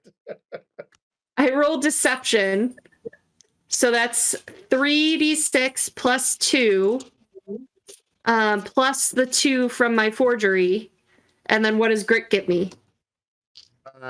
You can use grit to re-roll any of your dice.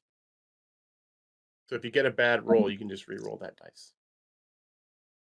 On a 1 to I did roll a 1, so I'm gonna spend 1 to re-roll that 1. Okay. 6, 6, 6. All right. So you amazingly pull off this feat, having never seen Gula's handwriting before. or let me ask the question. You've seen a note written presumably by Gula. Do you try to copy that? No, because I knew that wasn't Gula. Okay. I would have looked for anything, like while I was looking around her place, I assume there's something that she scribbled on or whatever. Gotcha. Okay. So you produce the letter, and Tofi looks at that and says, "Oh my goodness, this is so weird. This doesn't sound like Tofi at all, or like Gula at all, but I guess she knows best. What do you need me to do?" I look so smugly at You your just character. tricked a grieving woman to one up your friend. Yeah, that's pretty I don't know that.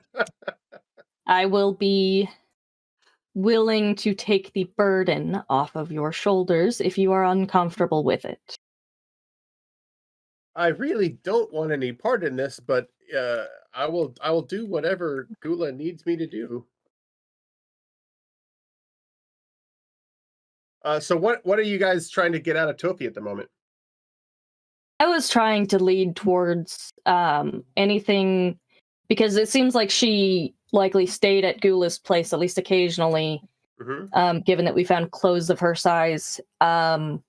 Basically, it's been about a week, so anything leading up to Gula's death that might stand out, be weird, people hanging around, anything like that. The only thing that she can give you is she asks you to keep it secret. Of course. But she can produce a love letter that was written by Gula to Tofi, which has a definitely softer tone than you were used to, but also has handwriting that doesn't match the note you found or the tone, and doesn't mention anything about Gula being sick. So you definitely can extrapolate that whoever wrote the note was trying to cover for something. Okay. Otherwise, Tofi doesn't really know much at all about. When did she get the note? The love note? Yeah. He says probably a month or two ago. But they had plans to go visit, X, Y, and Z place. So clearly, Gula was not planning to die. Right. Okay. Yeah. Yeah. Okay. My brain went on different tracks. I got it now. Get where you're going. Okay. And all I was trying to get out of Tofi was if she knew anything to protect herself. So yeah, Tofi does not know anything else useful. You can probably surmise. I feel very sure about that now after my excellent deception. But she might be a target. Who knows? You might be right. I'm gonna. Tofi gets up and sort of excuses herself. Meanwhile, I'm going to spend a grit, and I've only got 2 grit left. But I want to know how Katie feels about watching this whole spectacle go on between Diron and Dungy. Mouthful of scone. I am aware that this is a problem, that these two are butting heads too much and in front of people that they shouldn't. I don't exactly know what I'm going to do about this. I almost put my hands over both of their faces to stop them from arguing, but then I decided that would make look even worse. Plus, I might hurt them, and I don't want to do that. I will point out, Diron was not arguing. Diron was just a word I can't say on Gen Con TV. Yeah. And all I'm saying is the two of them are disagreeing, and Katie is noticing that is happening a lot. So she's thinking about that, pondering, asking Ashaya what they should do, because Ashaya is smart and does magic and stuff. And these scones are really, really good. And I wonder if Tofi would like to take care of Oliver for a bit, or if she would miss the pet. When Tofi comes back and you mention it, she says that she could probably take care of Oliver for a bit, but she's a little bit allergic, and so it's not a great long-term solution. Oh no, She did try to look for. Take care of her. Okay, she did say that she tried to look for Oliver a little bit right after Gula died, but it looked like maybe Oliver had gotten out, and so she didn't see her. Interesting. Yeah. But he was inside when we went in there, and the door was closed. Oh, that is odd. That is very odd. I do not have enough hands for all of you.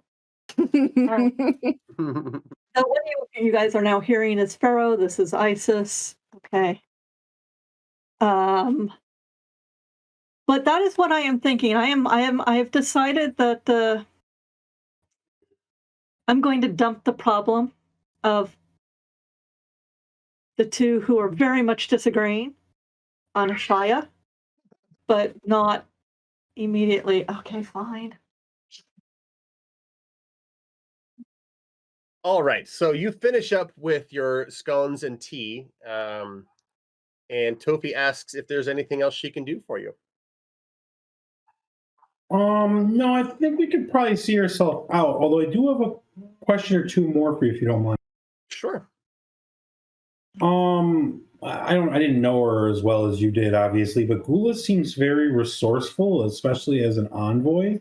Oh yeah. If she knew she had enemies, do you think that she would have like a secret hiding place that only you or someone close to her would know about? Secret hiding place. No. In her apartment that we would have missed originally. Gula seems to have done everything. I mean, as far as I've known her, she always did everything very upfront and in the eyes of everybody. She seemed to like getting noticed. Mhm.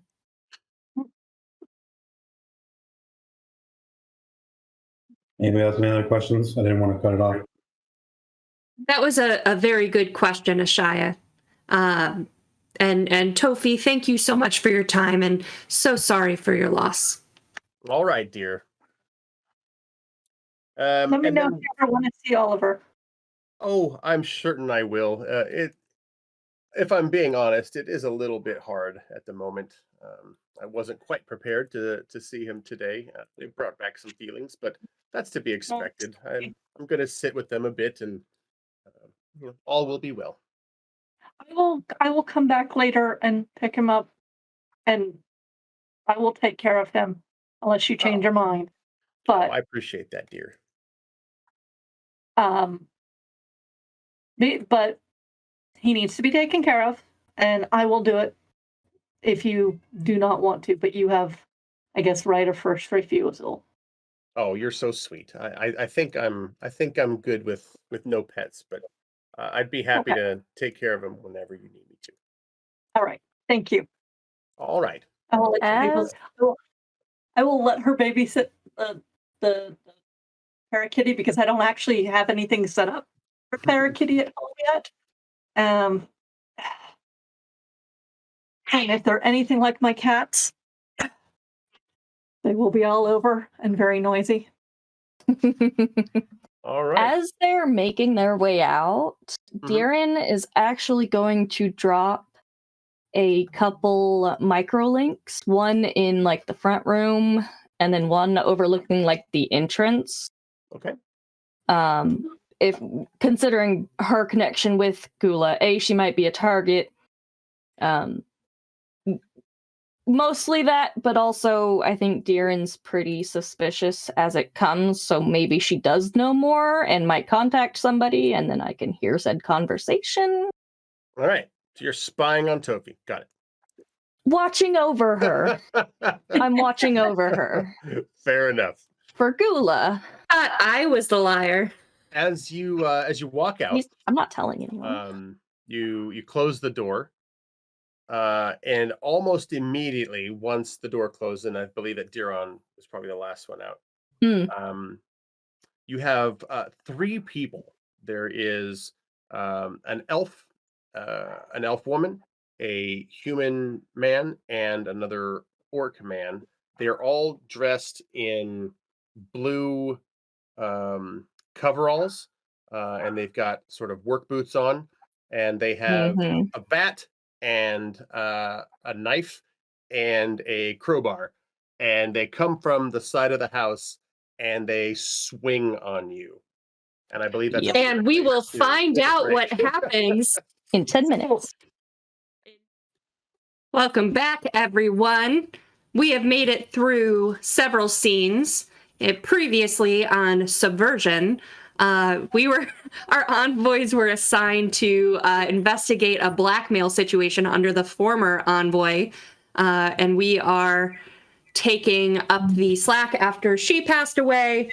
Searched her place, found some information about a possible retaliation for this blackmail, and that her death may not have been from old age as we initially thought.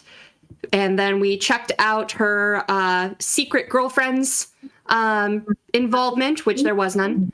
And now we were just leaving secret girlfriends when we are approached by some scary figures. Approached is a very tame word for what's actually happening, because they have surprised you and are swinging all sorts of implements at your collective heads. Now, So this is the point where I point out that I am actually good at something. okay, As a fighter and a spiritual person, I actually have a meditation on, float like a butterfly. I have a +2 to guard, and as an interrupt action, I can spend 1 grit to increase my physical armor.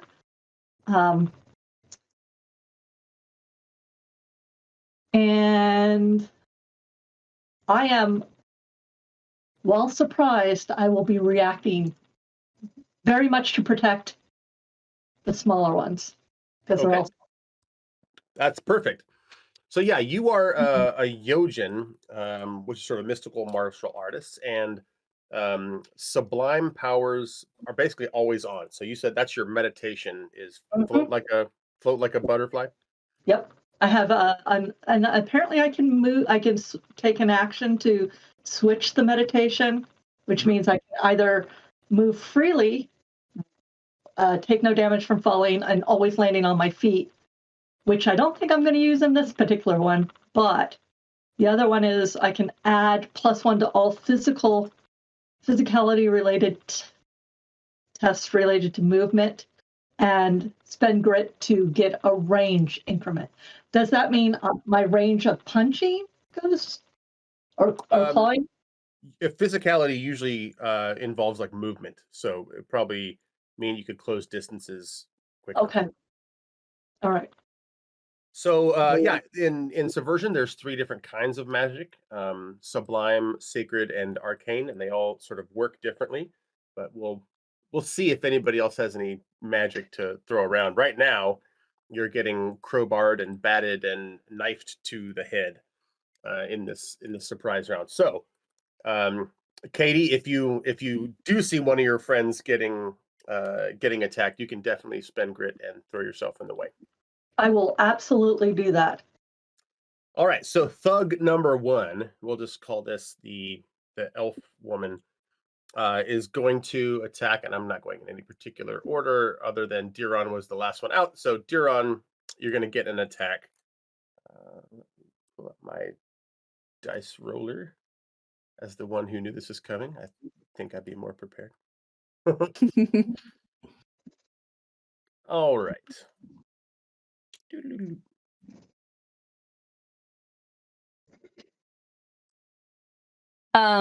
So free action can be taken anytime? No, a free action is just free on your turn. It doesn't cost on every turn you get a main action and a backup action. Free actions are sort of add-ons to that. You can take them at any time.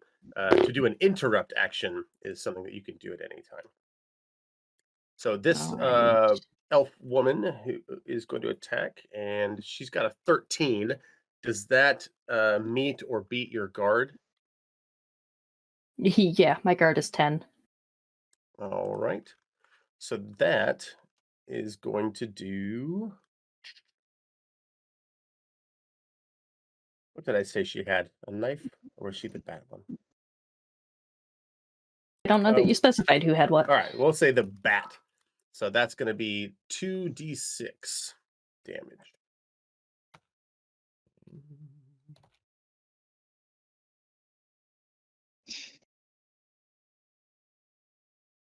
And does armor just reduce that by the amount of armor that you have? Yeah, so that does 8 damage. So if you have any armor, then just take that down. I have armor of 1. Okay, so you get 7 damage. Before that, can I use the interrupt action, back off? To do what? It says, when an ally would take grit damage. You may take it instead. Crit damage is normally, in this context, that's an old character sheet is what it is. It should say enmity damage. So when somebody is like verbally harassing your friend, you can tell them to back off. Okay. And basically stick up for them instead, right? Somebody goes like, "You're so stupid," and you'd be like, "Back off!" And now it's focused on you instead. So Darren, I had a question from you in the chat. No, we did not forget initiative. This is a surprise round. So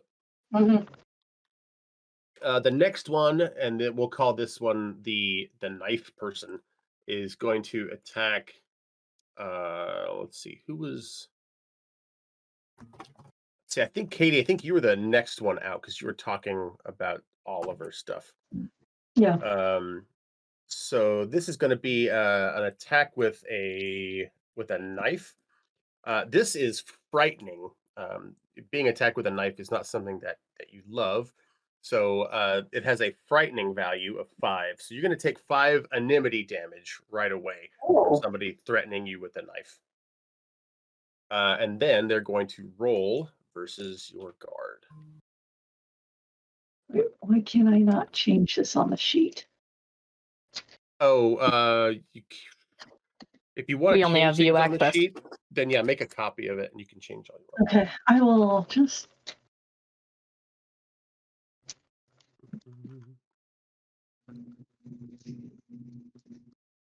Oh.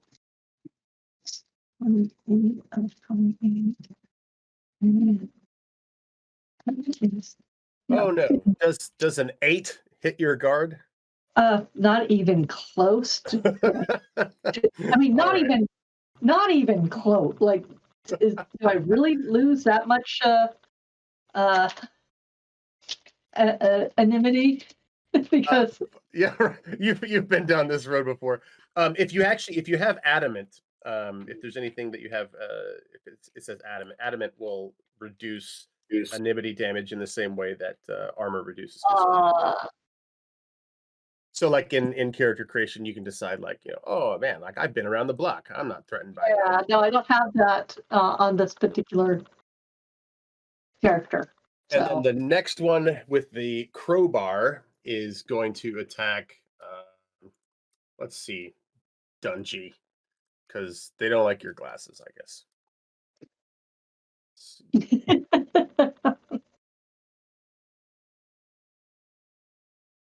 I wouldn't hit someone with glasses, but this crowbar would.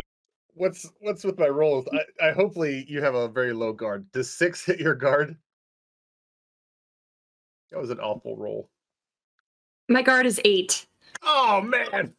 I want to hear about your rolls when you took me down to less than half health already. Don't worry, I'm coming to protect you. All right, now and that was a surprise round. So now we're going to enter into what's called cinematic time. So everybody just list me your initiative scores, please. 15. 15 was Dungy, or 15 was Diron? Diron. Okay. Yeah. Katie is 9. Katie has 9. 12. That was Dungy. And Ashaya? 11. Ashaya has 11. All right. Diron, you're the first to go in this round. Yeah, I'm going... Okay, 2 things. I'm going to take an action to scan the scene. Which is a 46 plus 3 versus the vigilance, and I think I'm going to focus this on the woman in front of me because that hurt.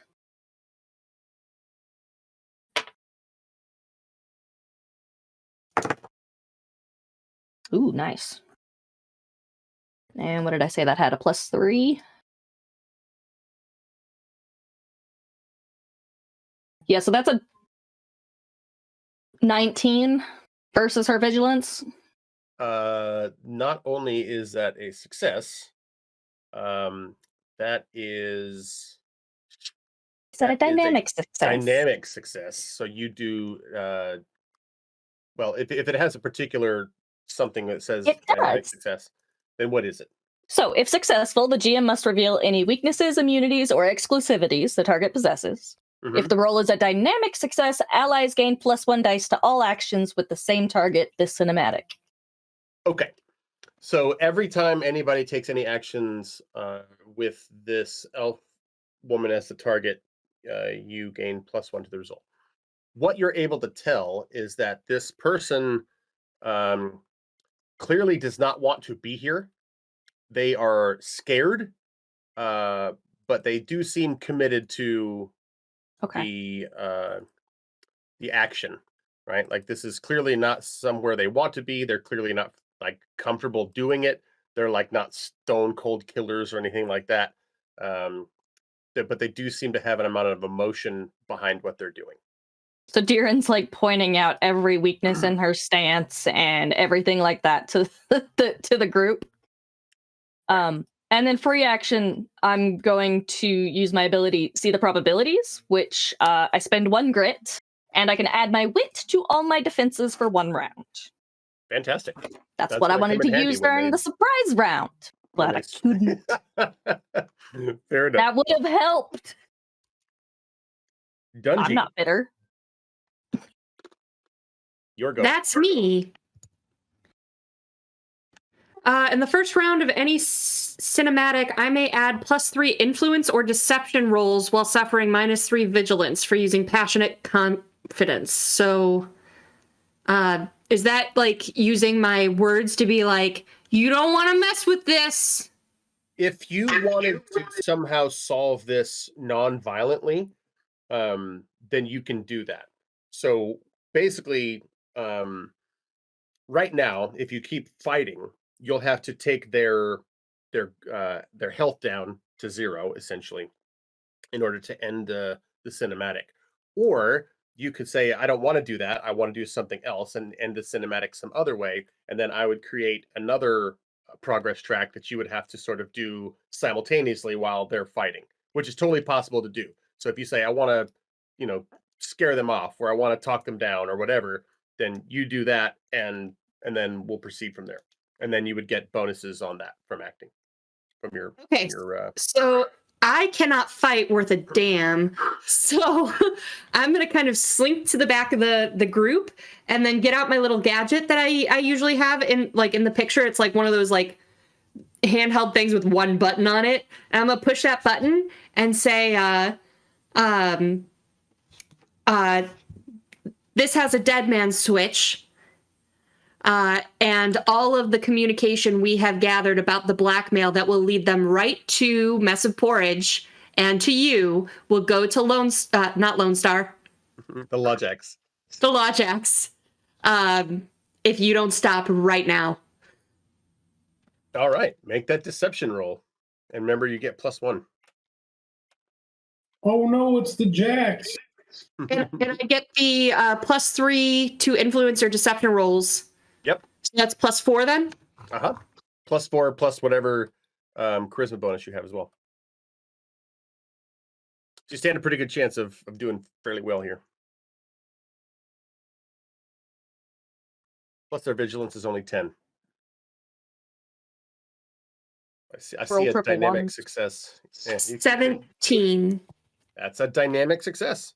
So you make double progress. What's your charisma? What's your charisma score, Dungy? +2. All right. All right. Anything else? I made my threat, and I'm just going to stand behind the Yetin. Yep, you backed off, made the threat, and now it's Ashaya's turn. I quickly identify myself as like the second best fighter, assuming the Yeti knows how to fight. Good assumption. Apparently, I'm just slow. Yeah, happens to the best of us. I will go after the woman whose weaknesses are identified, though, because I'm not exactly super sure of my abilities. I just know that I've been in a couple fights and know how to melee. Okay. You can fight. Your character is more geared towards social. So if you wanted to follow Dungy's track, you could continue with their success, with their progress, or you can continue to fight with Katie. Either way. Your character is pretty balanced, so you could go definitely either way. Well, here's what I'll do. That way, I didn't I'll mean do to check you out. I to get out of character for a second. I worry that if I do a social thing, I might end it now, and then Jen doesn't even get a turn. That's very So unlikely. oh, okay. Well, then I'll use social. So good. I'll switch to the back of my sheet here. Give myself a quick reminder. Also, depending on what you're doing, like if you're threatening, then physical damage will also progress the track. Right, like beating somebody down and threatening them to give up are not mutually exclusive. Tends to be pretty effective when used together. Yep. Well, here's what I'll do as a free action. I will do a Ditty of Darkness to provide a -4 penalty to all checks in the area. I'm assuming that's not going to make them blind per se, but it'll at least help how I put it, like make us have the upper hand because they're kind of dim and we're not. Sure. And then I will say, not deception. I'll say it's an influence roll. Like, do you guys really think it's smart to be jumping the group of envoys like you were that little old lady? All right. Remember, you get a +1 to this roll.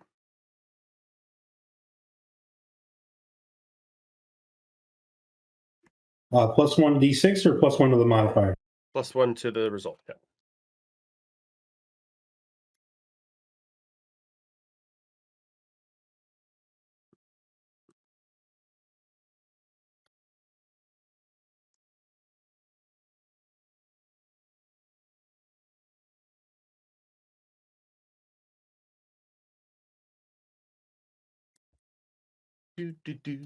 Gen Con TV.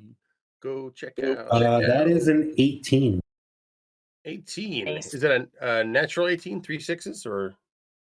No, it's 2 6s, a 2 +4.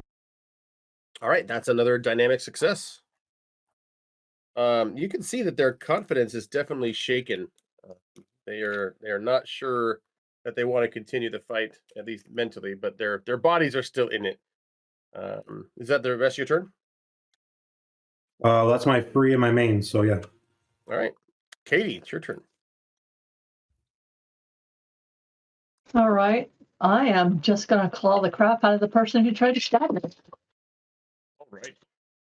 6, 5, 5, 16 plus 3 is 19. Oof, that's a dynamic success. So that means And you're going to do double. It does what? You're going to do double whatever damage you would have done otherwise. Okay, so it says on success deal 4 plus brawn damage, comma, AP1. Armor piercing. They don't have any armor, so that's not relevant in this case. Right, well, double, so that would be 8 doubled 16. All right, 16. That's exactly what kind of health they have. So they're going to use one of their grit to stay at 1 health. That was exactly what you needed. Free action? What's that? Is speaking a free action? Yeah. Well, if you're not trying to actually do anything, like if you're not. No, I basically follow it up with a roar to the face. Yeah. Well, they are significantly terrified now. Let's see. I think between between all of you, you have put the fear of Marduk in them. The one who you just damaged, who had to spend grit, that's the trigger for her to start running away. The other two are not quite there yet, but they're not their heart's not in the fight anymore. It's not going to take very much to push them over the edge. But in the meantime, they are going to attack their targets again. I believe that the one with the bat was swinging at Diron, if I'm not mistaken. Yep. So let's just keep that train going. Great. How about a Not 10? gonna- No, Because you use your because Your I use abilities. see the probabilities. well, correct. Makes it 13. And how about the crowbar person to Dungy? Oh, I guess they're gonna have to go behind Katie. So we'll I'd probably be more likely in that one. Yeah, I'll just swing at Katie. Does a 12 hit your guard, Katie? I have an interrupt action to spend 1 grit to increase my physical armor by 2 for 1 attack, so no. All right. I went from 12 to 14. Oh, all right. Yeah. Well, lame. Then the other one is running away now. They're at short range for the moment, but it is Diron's turn.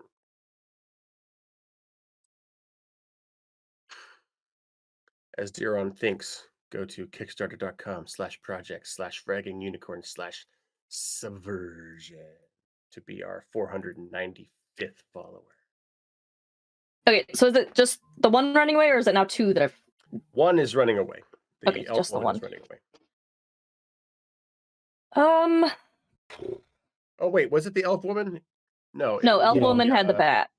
Yeah, it was the Knife woman. the human man. Yeah, with the knife.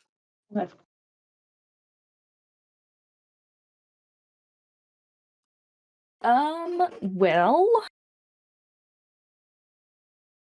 I will spend another grit for my see the probabilities again, because I really don't like being hit. Okay. And then I'm gonna give a good look at the orc, see if I can figure out their weaknesses.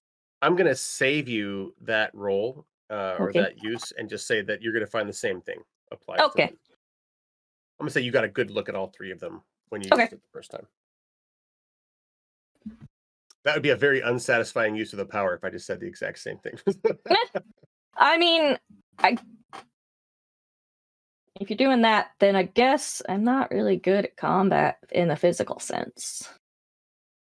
I guess I could try to punch her, the woman who's been batting me. Make that roll. That would be melee combat. Mm-hmm. Okay, so I have 2 ranks. So your roll is gonna be dulled, which means you can't Right. get 6s. Right. Okay. The highest you can get in any dice is 5. But it's still 3d6 that I'm rolling. Uh-huh. Yep. Okay. Well, I didn't roll any 6s anyway. 5, 8, 9, 10, 11. What's my 13? Yeah, 13 hits. Woo! Puncher. What kind of damage are you doing? I don't know. It would be I believe just brawn or 1d6. Okay. Brawn. My 1d6. brawn is 0. Okay, so just 1d6. All right. 4. 4 damage. All right. All right. Next up is Dungy. That's me. All right, so I did my passionate confidence.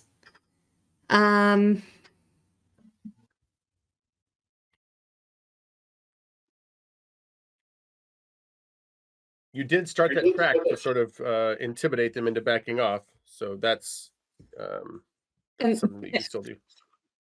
Yeah, I'm gonna go ahead and use threat Okay. because I'm totally full of garbage. I let go of the button and I say, team, the Lawjacks will be here in T-minus 120 seconds. I'm totally lying. It's great. We all know that. At least out of character. When I successfully use the threaten action, I decrease their vigilance by 3 for the rest of the scene. If I inflict anonymity damage as part of a threat, increase the damage by 2. Okay. Yeah, threats do sometimes do enmity damage, especially if you're threatening with like a knife or some other sort of weapon or Okay. big claws. Do I need to roll anything for the threat? Yeah, You roll a like a influence or influence or deception, depending on what you're saying. Like if you're Deception. yeah. All right. So, and do I get my bonuses from before still, or what? Ava, did you keep that +1 thing going on? No, you swung instead, I think. Let me see if that has you don't- a. And you don't get the bonuses for the. It says this cinematic, Okay, so then it's yes, not you get just the a round +1, of conflict. but you don't get the +3 because that was only during the first. Just the +1. Okay.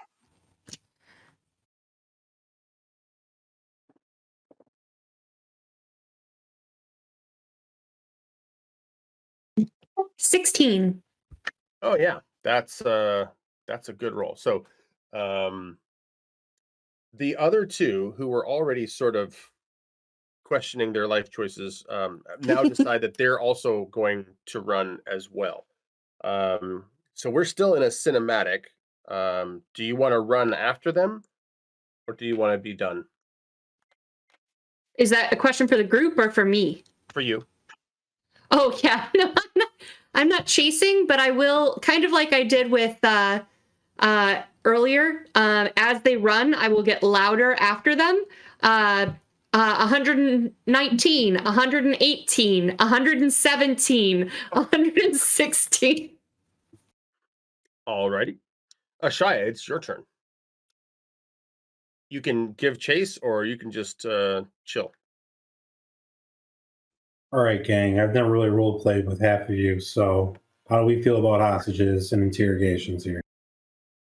I am all for at this point grabbing one and having a conversation with them.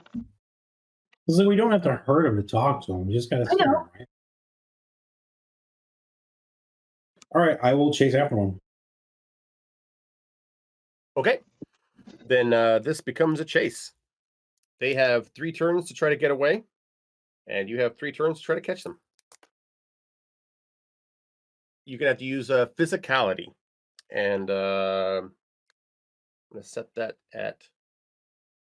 They're not very skilled, so I'm gonna set that at 11. So go ahead and roll a physicality. Well, that's good because neither am I. I'm very good at physicality. Not. I'm rolling. I'm You have a- 4 plus 1. Katie has a number of skills that will come in handy in this particular. I'm great at it too, actually better than all of you. Oh, I'm sure you are, but you don't have to show it. You don't want to show me up because this is the one thing I'm good. Yeah, I got you. I'm a good friend. Wow, I still got a 10 on that. You got a 10? Yeah, dulled 4 plus 1. That's not going to do it unless you want to spend grit and re-roll.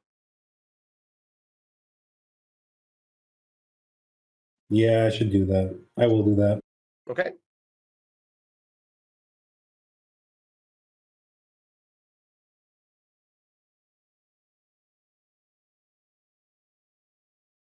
Do we have a way to roll d6s or just a single d6? If you're doing it in Discord, you could do /polyhedral, Oh, okay, cool. and then you'll have to click on whatever. Click that little thing and then enter 1d6 or whatever. Click input.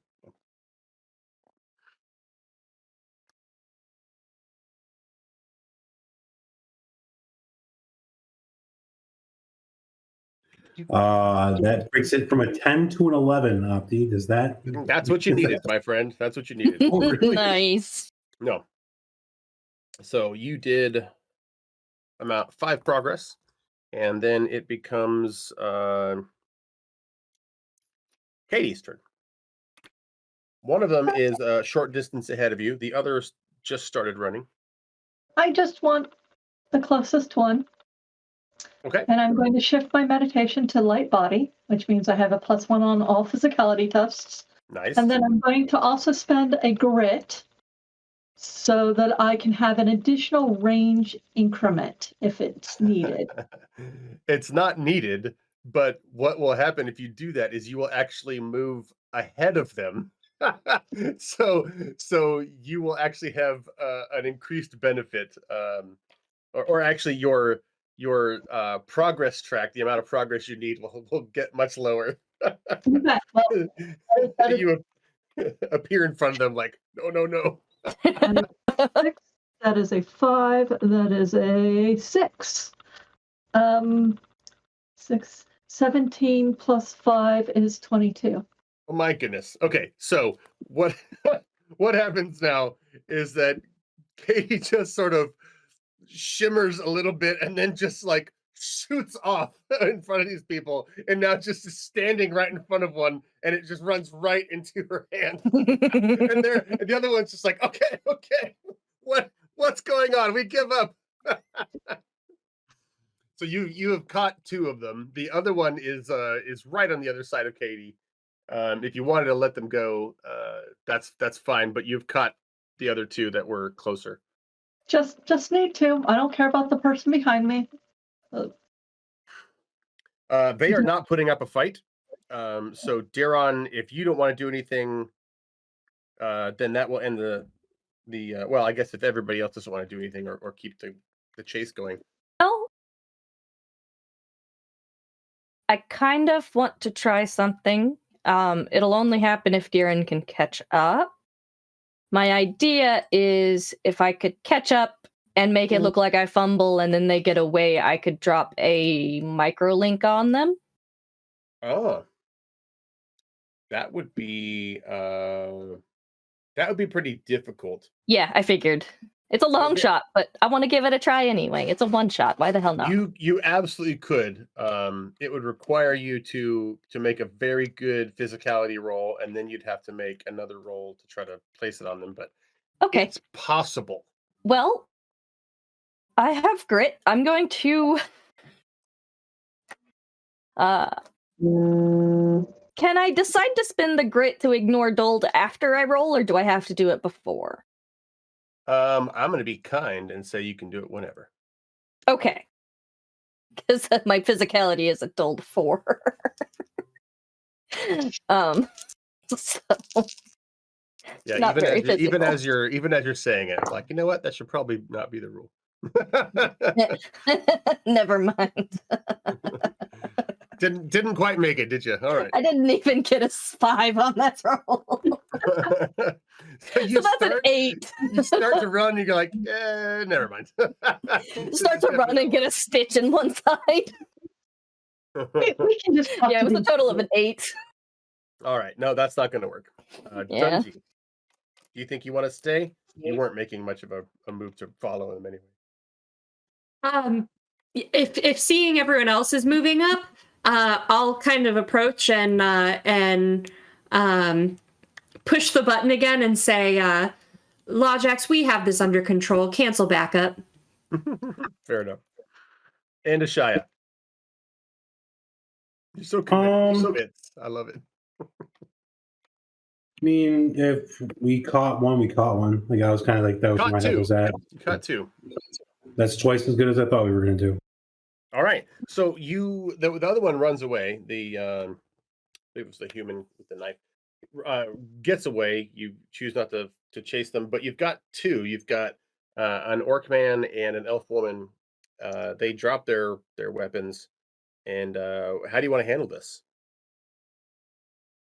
I would like to put a hand maybe on the shows do it. back and move them forward. You guys are talking at the same time. Can you say that again? Oh, I'm sorry. No, Jen, go ahead. Just say what. I'm basically gonna put a hand on the backs of each of their necks and just kind of move them forward to the smart people who can say something or ask something. Because all I can do is like little shakes, like answer the question, or be intimidating. All right. So Katie's holding them. What's your move, y'all? I was just cracking a joke saying that the move is to put them each in separate rooms and see who talks first. Who cracks first? Well, they're not willing to fight you, and they clearly aren't any good at running away. So what do you want to do with them? I will look at clearly the most smartest person in the room. Me. Okay, so I'll step up and say, So Mess of Porridge sent you. I'll say, where is Canaline? Who? What's her name? Valasul. Where's Canaline? Valasul? Cameline Velasul, yeah. Who is that? I don't know who that is. Yeah, look you at guys were Katie. sent by Mess of Porridge, Is right? that You're orc employed chick by them. that you guys were. Wait, what's that? You're employees of Mess of Porridge, yes. Well, I mean, yes, and then you look at their onesie coveralls, and there's a little Jumpsuit. jumpsuit. Yeah. There's a little Mess of Porridge logo on it, Yeah. right? They clearly, this is clearly the Mess of Porridge, get up. So yeah. So what They're not was even your trying to hide it? goal today? What do you mean? Why did We weren't attack? targets of opportunity. What was your goal? We were just told to. They don't want to answer your question. Is what's happening. Katie. I will squeeze gently with claws on their neck. Okay.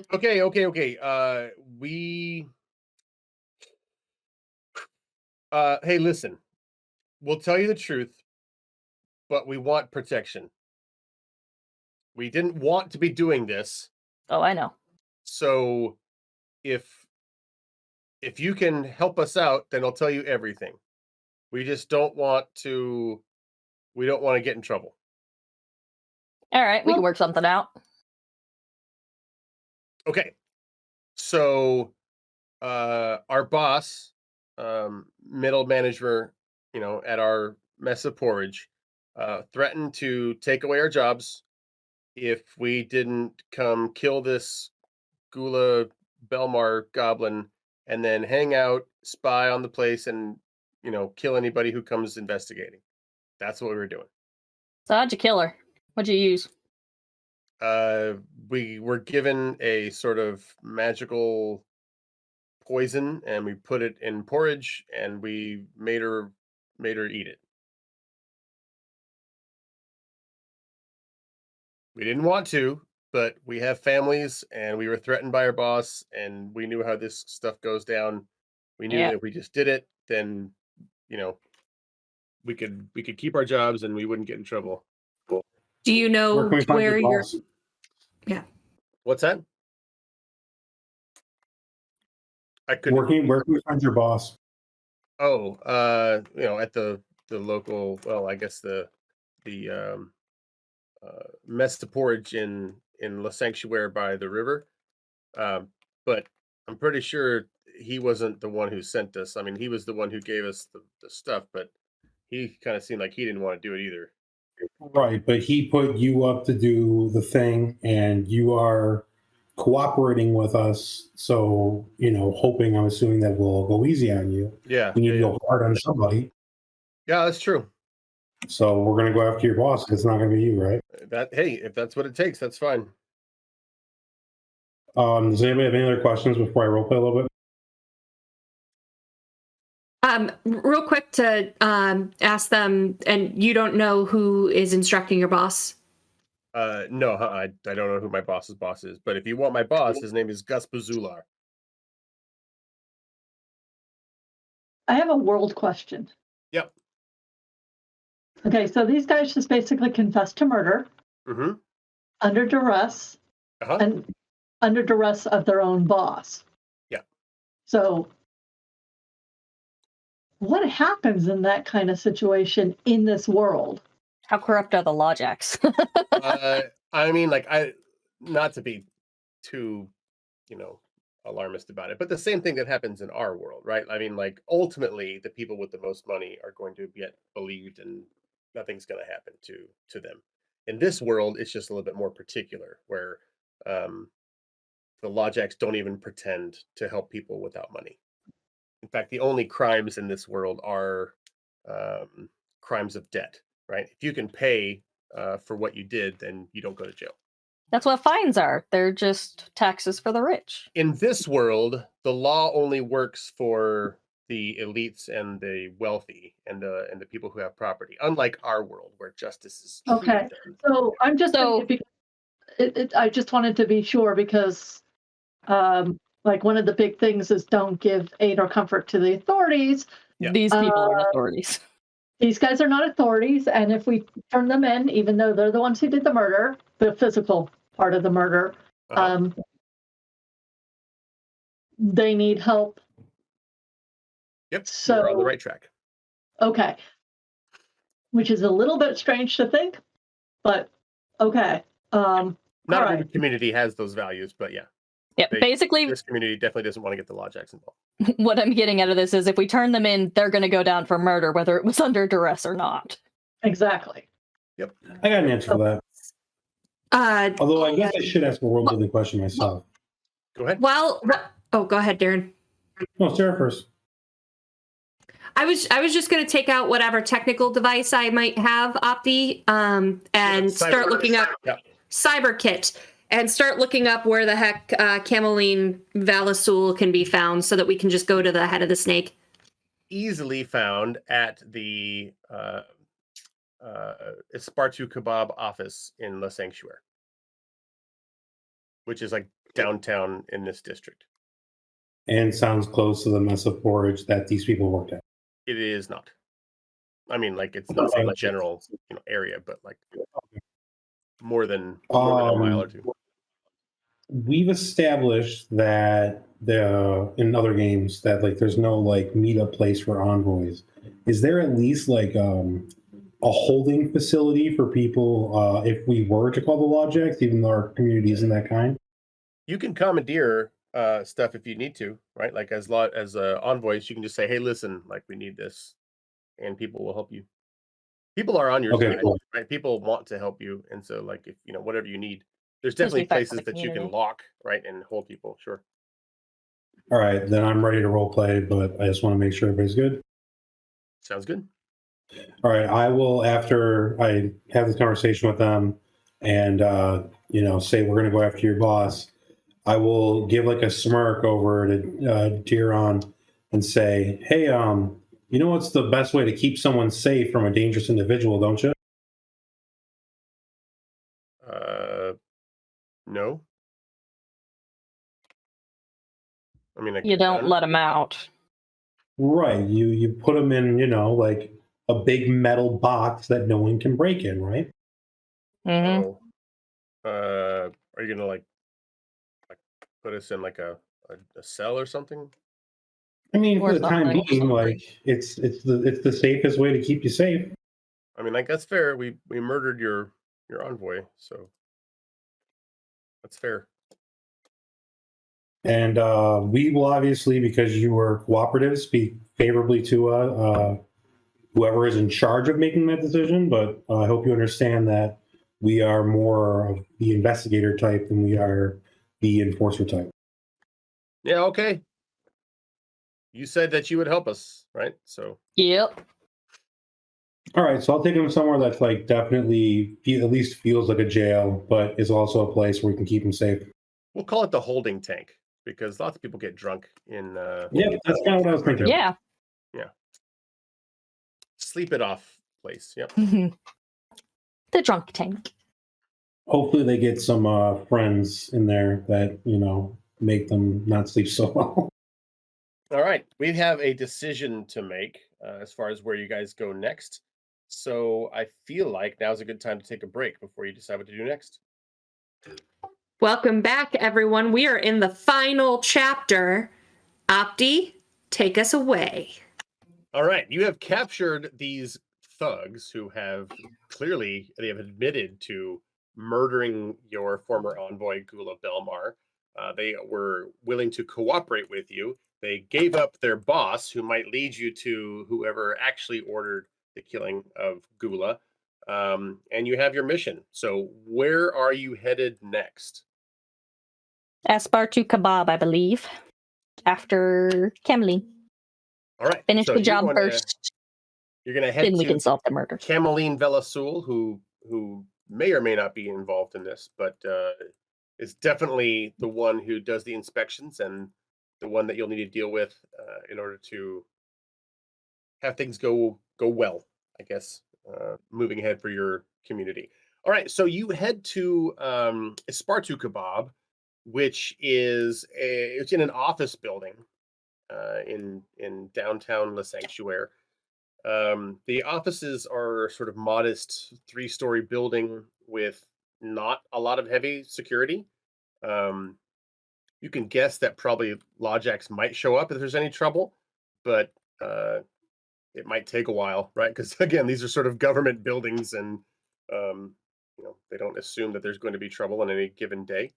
So you scope the place out just a little bit, and you can tell that there is one security guard that sort of walks the perimeter of the building, and probably a few more on the inside. So what's your vector of approach here to get to Cameline? Try and clean myself up so that I look presentable and at least less like a bum. Okay. And then we can walk in like we have a meeting. I have a particular skill, by the way, that I have. What is it? Where'd it go? There was something about always fitting in. Where is it? Okay. Could be in your gear, your clothing, maybe. Oh, there it is. Apparently I have a very elaborate wardrobe, so I have the ability to like flip things inside out and look appropriate. And on the way there, I took the time to change my clothing just enough so I would fit in. Okay. So I do not look out of place at all. Yeah, that works.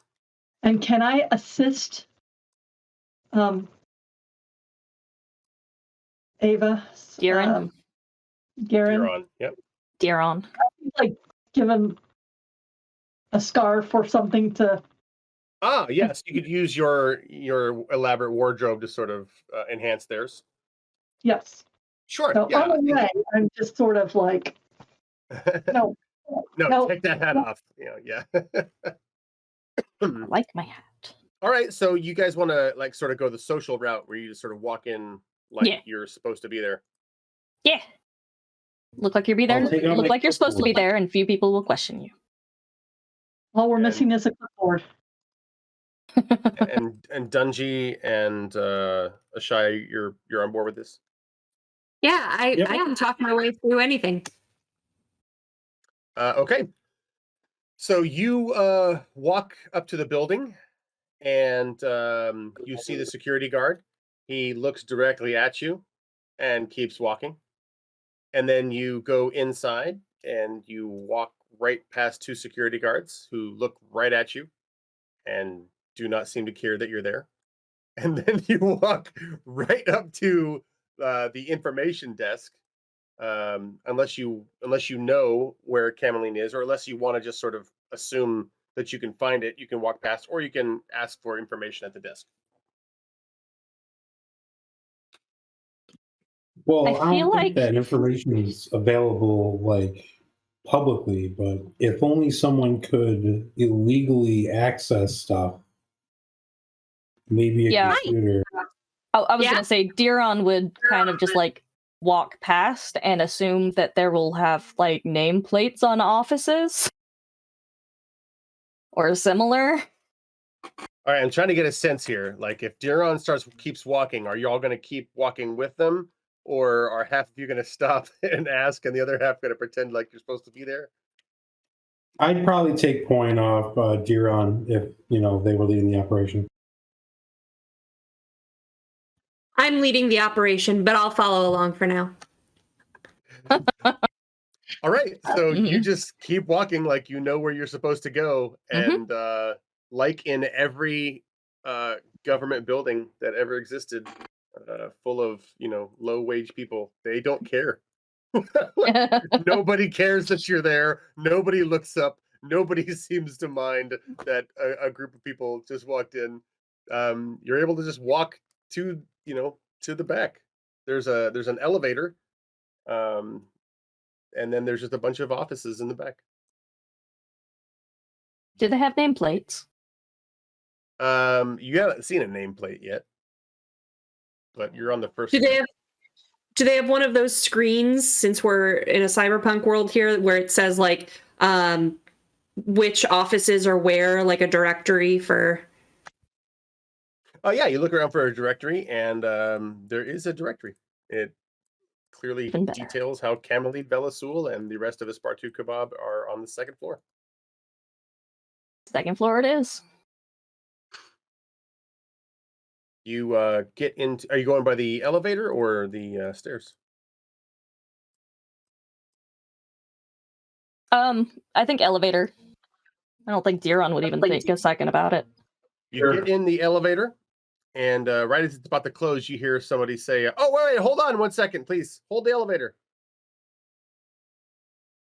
Do you hold the elevator? Yep, I totally do, because I don't think anything different. All right, you hold the elevator, and one of the security guards slips right in right after you hold the elevator. Oh, thanks, I appreciate that. You're welcome. Is he human, orc, Yetin? No, this one is a dwarf security guard. I ask what floor? Number 2, please. Okay. And the floor goes up. You don't quite hear the ding yet, and he says, "Hey, good weather we're having, isn't it?" It's fabulous. Mm-hmm. I like it. Certainly better than last year. All right. What floor are you all headed to? Ding. 2 as well. 2 as well. All right, great. He gets out and sort of stands next to the elevator and waves you on ahead of him. I'm sus as frag right now. Since I looked at the directory, I'll lead the way now to the to her office. All right. It is. Okay, it is down the Diron's hall away. going to like stick back, since it seems like this guard wants us in front of him. Diron's going to kind of stick at the rear of the group because I'm sus.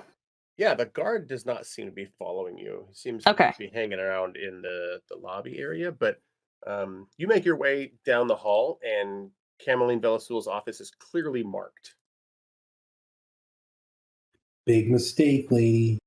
But you can't see inside. It's sort of a translucent window. I'll knock just to see if she's in there. You hear a voice from inside say, "Come in." Big mistake, lady. So we open. I'll open the door and gesture for my companions to walk in. Mm-hmm. There's a So it woman is now sitting at a receptionist desk. Good afternoon, Miss Velasul. No, that's my boss. She's in there. How can I help you? We have a meeting with her. Oh, I don't see a meeting scheduled. Who are you? Off the books, as it were. Should have let me do that one. I'm not sure that I understand. And then I'm gonna let her do the talking. All right, Ashaya, you're going to talk? Ashaya, that's the one. What are you going to say? I'm just double checking my skills real quick. Okay, so I'll say, look, what she means is that there are certain matters of business that Ms. Velasul likes to handle without putting on the books. And some of that business tends to do with the envoys, kind of like raise an eyebrow to her as I say that. She gives you an absolutely blank look, but she says, just one moment, please. And she picks up the phone and says, yes, there's someone here. There's 4 people say they're envoys and have some off the books. Okay. All right. Okay, bye. She says she does not know what you're talking about. Please make an appointment.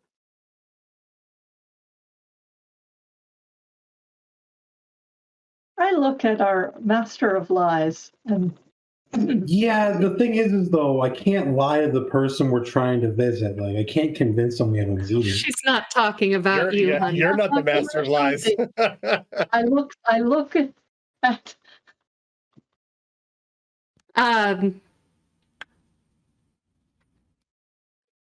Tell her we are from. Where are we from? Sapphire Village. That ought to ring a bell. She knows who's here. She doesn't care. I'm gonna go ahead and you know what? I will say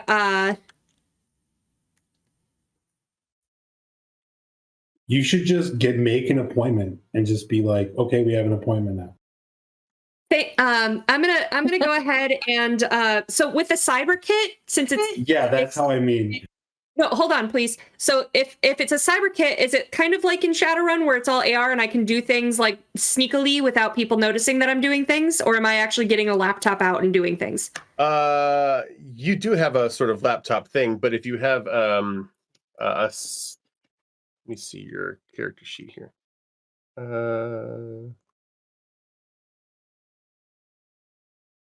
You have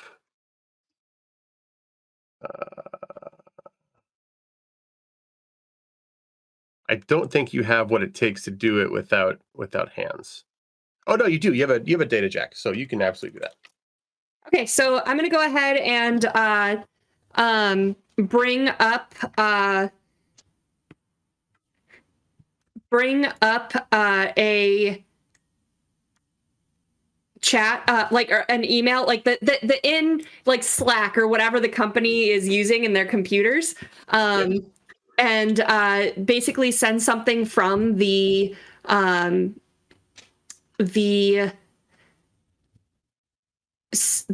CEO and say your presence is requested immediately for with me and HR head immediately to room number 324 or whatever. Okay, so like the head of HR for the company or whatever is going to be calling the secretary. Is that what you're saying? Is going to Slack them and say like, you need to come right now.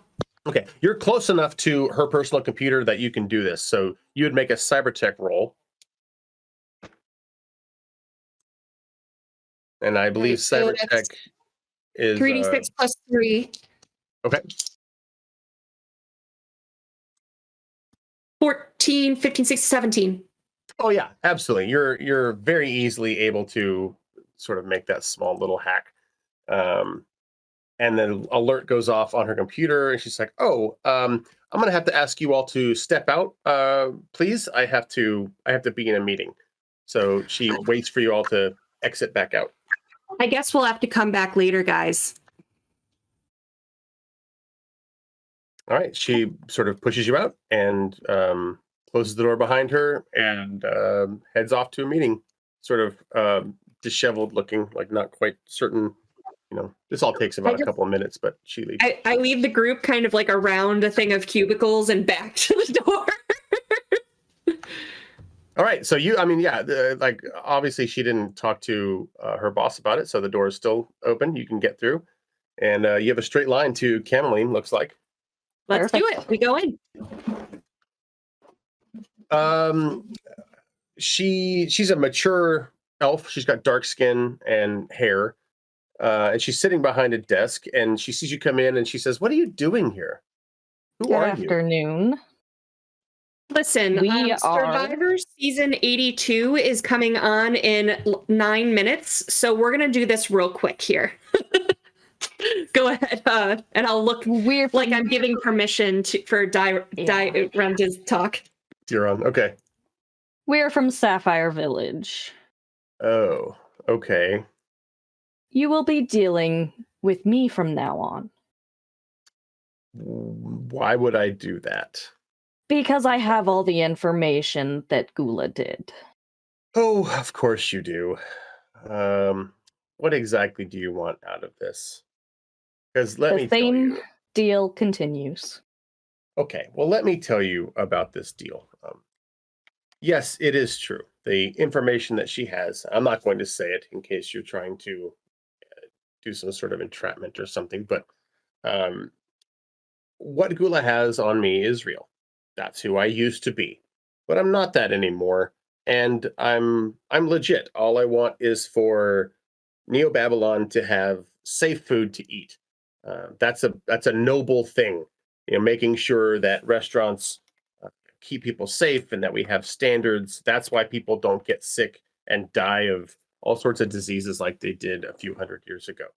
So what you're doing right now is guaranteeing that your people are going to get sick and that you're going to drive people away when eventually somebody has a really, really bad experience in one of your restaurants because they haven't had any accountability.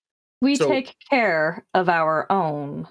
I'm sure you do, like everybody has ever said about any lack of accountability ever. But let me make a counter proposal. What if I gave you 6 months to make any sort of changes or upkeep that you need to make, and I promise you, because you have all this stuff on me, I promise you that I will give you fair inspections, and I won't come down on you hard, but this is costing your village, and eventually somebody's going to get hurt. So if you just allow the inspections to be normal inspections, then we can do this without any, with nobody being hurt.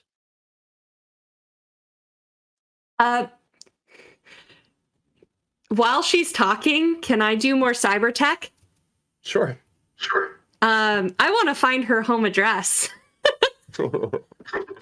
All right.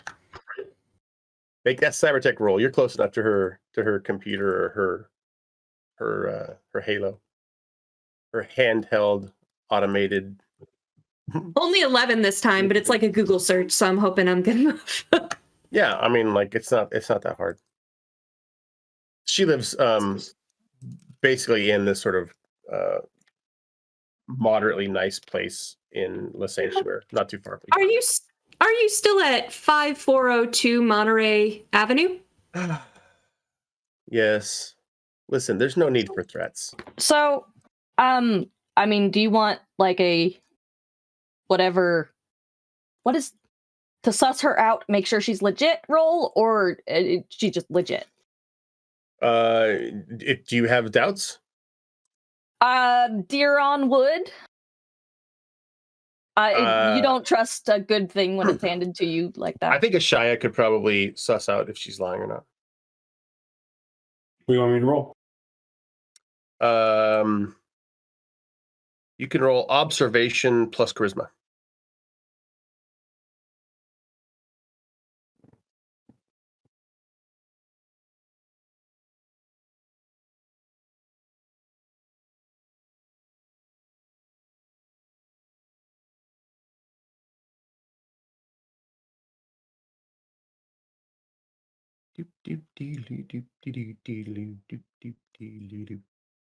Go to kickstarter.com/project/fragging unicorn /subversion.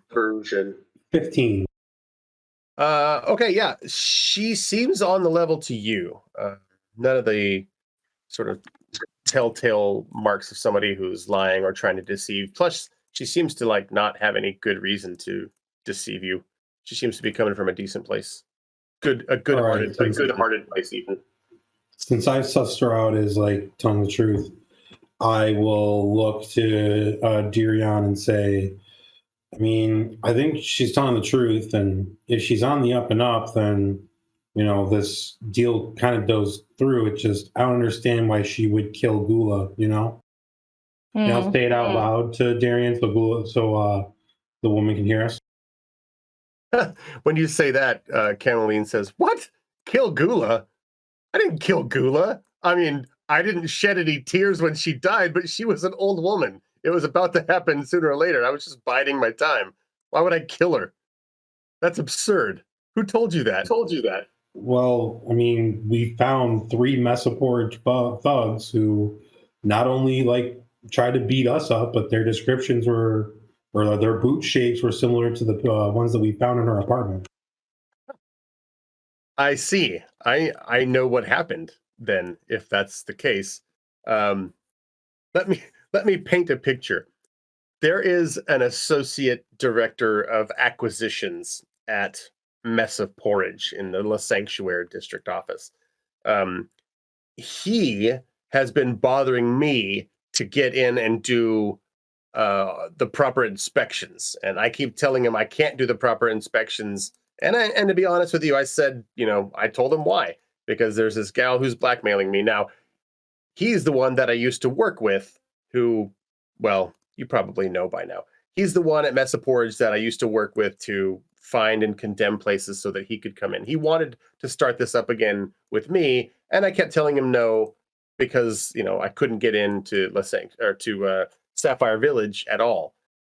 I imagine that because Sapphire Village doesn't have any Mess of Porridges, he was just waiting for me to get back to our old deal. I wasn't going to do it, but maybe he thought that if Gula was out of the way, then we could get our old sort of scam back.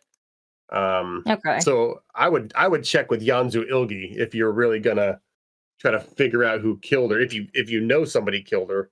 I mean, she was old. Mm, But it wasn't me. I'll tell you that much Okay. right now. well, for the time being, I believe we will accept your deal under the new terms. Fantastic. You have 6 months to get every restaurant you want up into shape, and then I'll be back in touch about when we're going to start doing the inspections again. And I promise you, you can, you can count on me that they'll be fair. All right. All right, and we will end there. You follow up with Sylvester, and this will sort of be the wrap up. You're sitting in Shh Kebab with Sylvester Ori, and he says, "All right, tell me what happened. How did things go down?" As far as the job goes, we've initiated a new deal with the individual in charge of the inspections, and it won't be the same as before. We have 6 months to get everything cleaned up, and they will be fair inspections going forward to make sure nobody gets poisoned, basically. What? Or That's shut not at down all on what I wanted you to do. But it is what is happening. It will keep Oh. everyone safe. Let's keep talking about how Dairon failed. I did not fail. You all failed. Well, fail is a strong word. Listen. This will help us. It will ensure that no lax owners or food handlers will give anybody food poisoning or kill them. These will be fair inspections. They will be light. His name was Sebastian? Sylvester. Sylvester, I think we both know that Dairon broke community value number 2. You all did. You're all in this together. The Except point I did being, not give aid or comfort to anyone of authority. Yes, you did. I did it to help our community. I don't care why you did it. I do you not brought an want- authority back into the community when there wasn't the authority before. But listen, you're going to fix this. You are going to be the one to help. You all are going to be the ones to help all of the restaurants to get up to code. So you're going to spend the next 6 months giving up your free time to help get these restaurants into shape. Otherwise, good job, I You guess. Investigate the murder then. Oh, Also, yeah, what? Gula was murdered. What is this? Why didn't you lead with that? Because that Because wasn't the job. I think murder takes precedence over restaurant inspections, don't you? Yes, however, that is the. Do you want us to do the restaurants, or do you want us to deal with the murder? The people who attacked our community. You're telling me that Gula was murdered? Yes, poisoned by mess of porridge. We have a name, an associate director of acquisitions was pushing for, and they'll just give the overview. We're pushing for this, and therefore they got Gula out of the way, and the hopes that this would happen. Oh my gosh. No, okay. So I know I said that you'd be focusing on the restaurants. So maybe not. Maybe you'll be focusing on the murder. That's I hate it when things get complicated. And that's where we'll end the action. Now we're going to enter into the reflection phase. Reflection phase happens at the end of every session. So every time you get together to meet, take about 15 minutes and sort of do reflection on what happened in the gameplay. So first, we're going to focus on each envoy one at a time. We're going to sort of see if they broke any of their values, and then we're going to ask the entire team if there was any community values broken, etc. So why don't we start with Diron? Name your values. Just read them one after the other. Yeah, so I will speak my mind all the time. How do you think that Diron did with that one, everybody? I get the I have a impression finger that to Diron answer didn't hold back. All right, check. You did that one. I will enjoy every moment. Okay. How do you think you did with that one? I don't think you did anything that was like awful, to oppose it, but you don't have to like do everyone to the most extreme every time, as long as you didn't break them. Yeah. And I will protect my friends from every harm. I think you actually led with that one in the end there, right? I think that's more or less why you were wanting to get the inspections back in. Yeah. Precisely. Okay. What about Ashaya? What are your values? My first value is always put my community and people first, and I feel like I put people over person by focusing on, or I guess allowing is the better word, inspections in the village. Agree, yeah. Mm-hmm. Second value is always justify my decisions in terms of morality, even when I make mistakes. I think that is definitionally how Mr.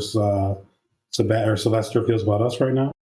Okay, fair enough. And then the third value is always seek the third way beyond violence and passivity. I think you did that in the fight. Like you tried your best to not like beat them down, but you tried to sort of take the middle ground. Yeah. Very good. And Katie.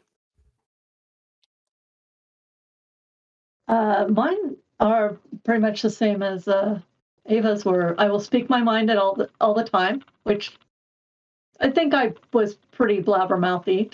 Yeah, absolutely. I will enjoy every moment, and when it was appropriate, I was enjoying the moments. Yeah, I think so too, especially when you interacted with Oliver. Yeah. Yeah, I will protect my friends from every harm. Okay. I think I did pretty well with that one. And I think I had a mission to do something great that doesn't include violence, and I think saving the parakitty is something great. I think that's pretty good. The missions are usually things that happen like over time, but I agree with you. Like you were pretty committed. Yeah, I mean, I didn't do the forgiveness thing because I still don't know what I was being forgiven for. But your community is only as good as the smallest creature within it,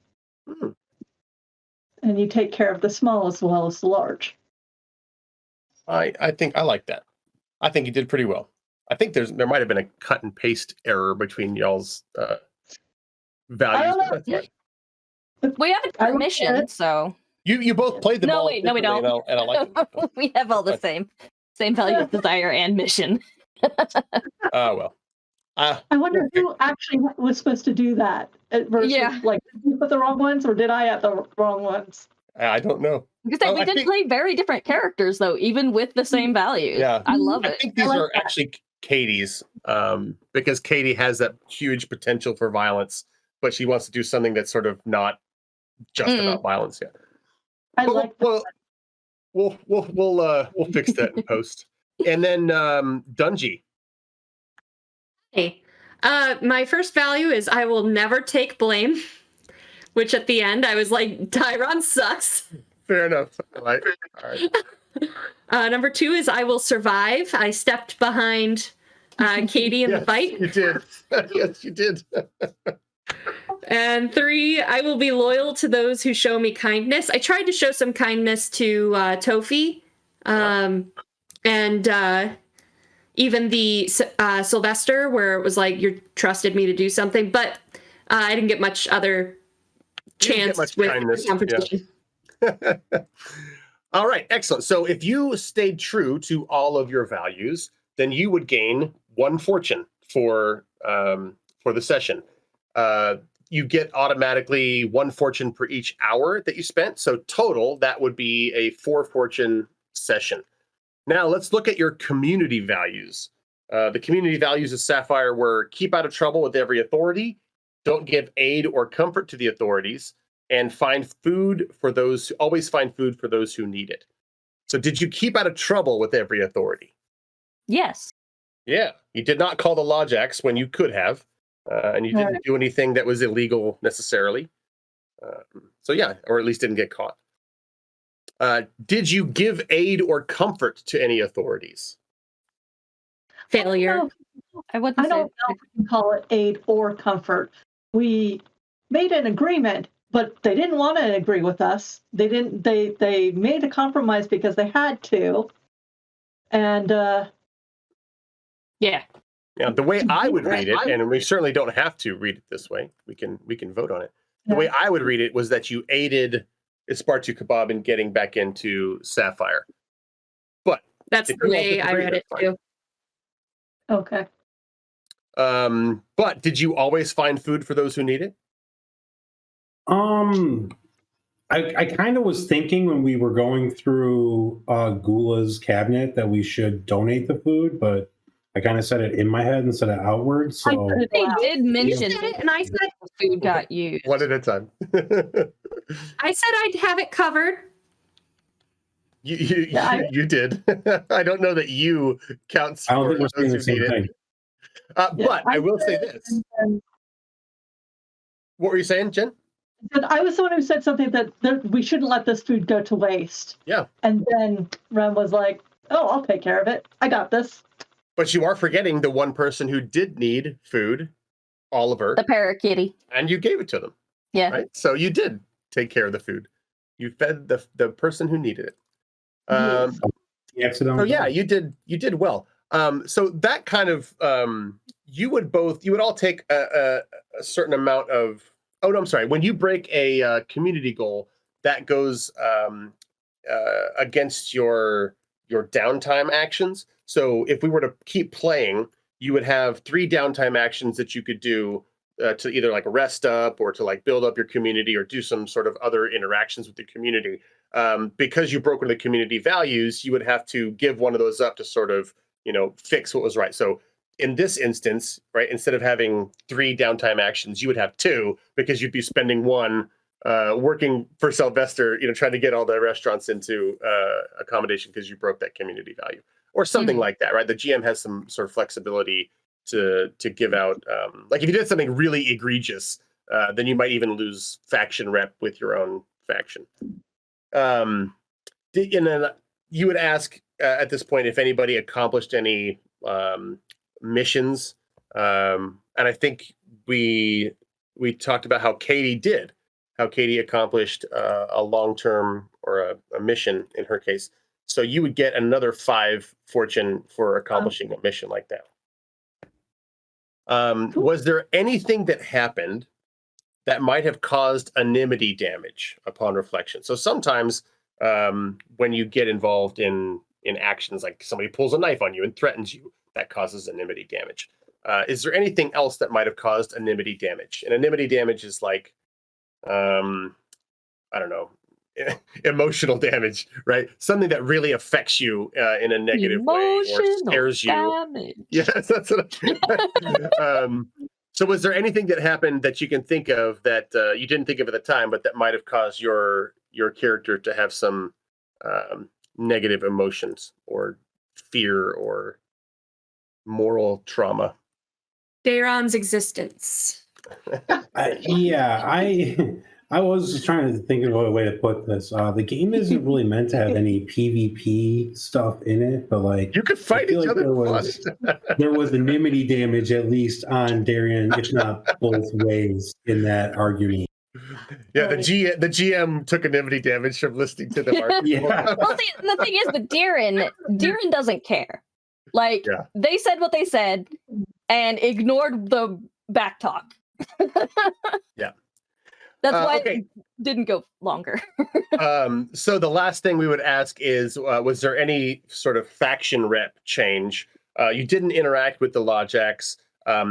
You did have some interaction with Ispartu Kebab and with Mesa Porridge. Your interaction with Ispartu Kebab actually went fairly positively. So I would say that your faction rep with them would move forward. It probably started off pretty bad, but it would probably move forward one. But there was that one thug who escaped, who worked for Mesa Porridge, and so probably you're now on Mesa Porridge's radar. So I would say that you would gain, or you would lose a faction rep with Mesa Porridge. Yeah, we probably. I mean, our next actions wouldn't help What's that, either. Jen? So we probably can't just go show up at Mesa Porridge like we did this other place. No, it'd be like showing up at like a McDonald's headquarters, which probably is not the same as walking into a DMV. Yeah. But, all right. Depends on how good your breacher is. So yeah, if we kept playing, we would have to deal with those faction rep changes. We would have to deal with the murder. We would deal with downtime, and if anybody took any damage, you'd have to sort of deal with that. And you could spend your fortune and build up your community for all sorts of different reasons. But since we are out of time in 1 minute, I just want to thank you guys so much for playing with us, and I hope you had a really, really great time. Thank you, Opti. This has been Subversion. I have been Opti. And continue to be Opti. Hopefully, Thank you, everybody. if all goes well. See, Sarah, I got it. I'm done by 10:45. You did it. I love it. Honestly, this was a lot of fun and cool to get that cyberpunk fantasy feel while kind of focusing more on building a community rather than just tearing down the bad guys, which was really neat. So yeah, I think this is a lot of fun. I'm really excited that this was the world premiere of Subversion. So thank you all for playing with us, and thank you, chat, for being here. But thank you all so much for joining. I'd like to do one more around the room to see what you guys have coming up and where to follow you and what to see you on. So Jen, why don't we start with you? My name's Jennifer Brozek, author, editor, media tie-in writer. The next time I will be on Twitch will be next weekend, the 17th, on Arvin Elrond's channel. We play Everon. I am playing a halfling cleric who's been bitten by a werebat, so I may become a halfling cleric. And I don't want to, but it may happen. Otherwise, back here, I think I am being interviewed by Rem in January on this channel on the 5th, and a very, very cool project. JenniferBrozek.com, and I'm most active on social media, currently on Twitter. And if you want to see my cats, Instagram, Jennifer_Brozek. It's called Mostly Cats because it is. Awesome. Thank you so much, Jen. I am so excited for that interview. That series sounds super cool, and our guests are super cool, and I can't wait. So, Opti, talk more about Subversion. Well, you can definitely find Subversion, like the sort of big time we want you to find it is the end of February. I think February 21st is when we're going to be launching Subversion on Kickstarter. And we'll be going live with some sort of first day deals. So if you want to get in early, then you'll be saving some money. If you want to do any play testing or see the game before you buy it, it's currently in beta form, and all you got to do is join our Discord or reach out to me on Facebook or Twitter or whatever, and say, hey, I want to play test. And then I will give you all sorts of stuff, more than you asked for, so that you can give us feedback, again, towards making this game the best it can possibly be. You can email me at opti@fraggingunicorns.com. You can go to our website, fraggingunicorns.com. You can get me at Facebook at facebook.com/Fragging Unicorns Games. You can retweet Twitter at Fragging Unicorns with no G. And I'm on Mastodon. I'm not going to bother with that. But yeah, hey, reach out. It'll be fun. And we also have a Discord server, and that's fun. You can talk stuff all day long with nerdy nerdos all day long. All day. Awesome. Nerdy nerds. Ava, what are you working on? Yeah, so I am once again Ava Rogers. I am on Twitter at that nerdy writer, where I do a lot of talking about things that aren't writing. However, I am getting more into the writing, and in fact, Subversion related, I will be likely the one to write all of the. We will have some like short stories as stretch goals, and a couple of the tiers have your characters as part of canon in a game that you play, and I will most likely be writing those novellas or short stories, whatever they wind up being. So I'll be doing that. You can look forward to that. I look forward to that. Yeah. And always Monday nights over at Master of Rem on Twitch in the Dresden Files game, Paranormal Albany. Thanks. Hey, Darren. Sup? Oh, I've been working on this game called Subversion, and I'm pretty excited about it. And, hopefully you guys check it out. Opti just tried to do links in the chat. Send them to me or Ava, and we can put them in for you. Thank you, Darren. And I'm Rem. I'm Rem. I am the CEO of Rem Alternis Productions. You can find us on Twitch here at twitch.tv/Master of Rem. We are an inclusive, safe space community. If you want to join our Discord and play with us and talk shenanigans, bunch of cool people in there. We do audiobooks, productions for Catalyst and the Shadowrun novels, and we do Kickstarters for publishers of all sizes. So we've got Subversion coming up in Q1. We've got more Shadowrun adjacent type stuff coming up in Q1, including a Rigger minis game. We've got a board game that's a resource management and deck builder by a Black creator, which is very exciting. That's Winston Taylor Lewis III. That is in our Rem channel in our core group. We've got a video game that is a sci-fi horror that's coming up. We've got all kinds of stuff. So hang out with us in Discord, learn all about it. We are on socials. Anything Teslan or tech that you want to add?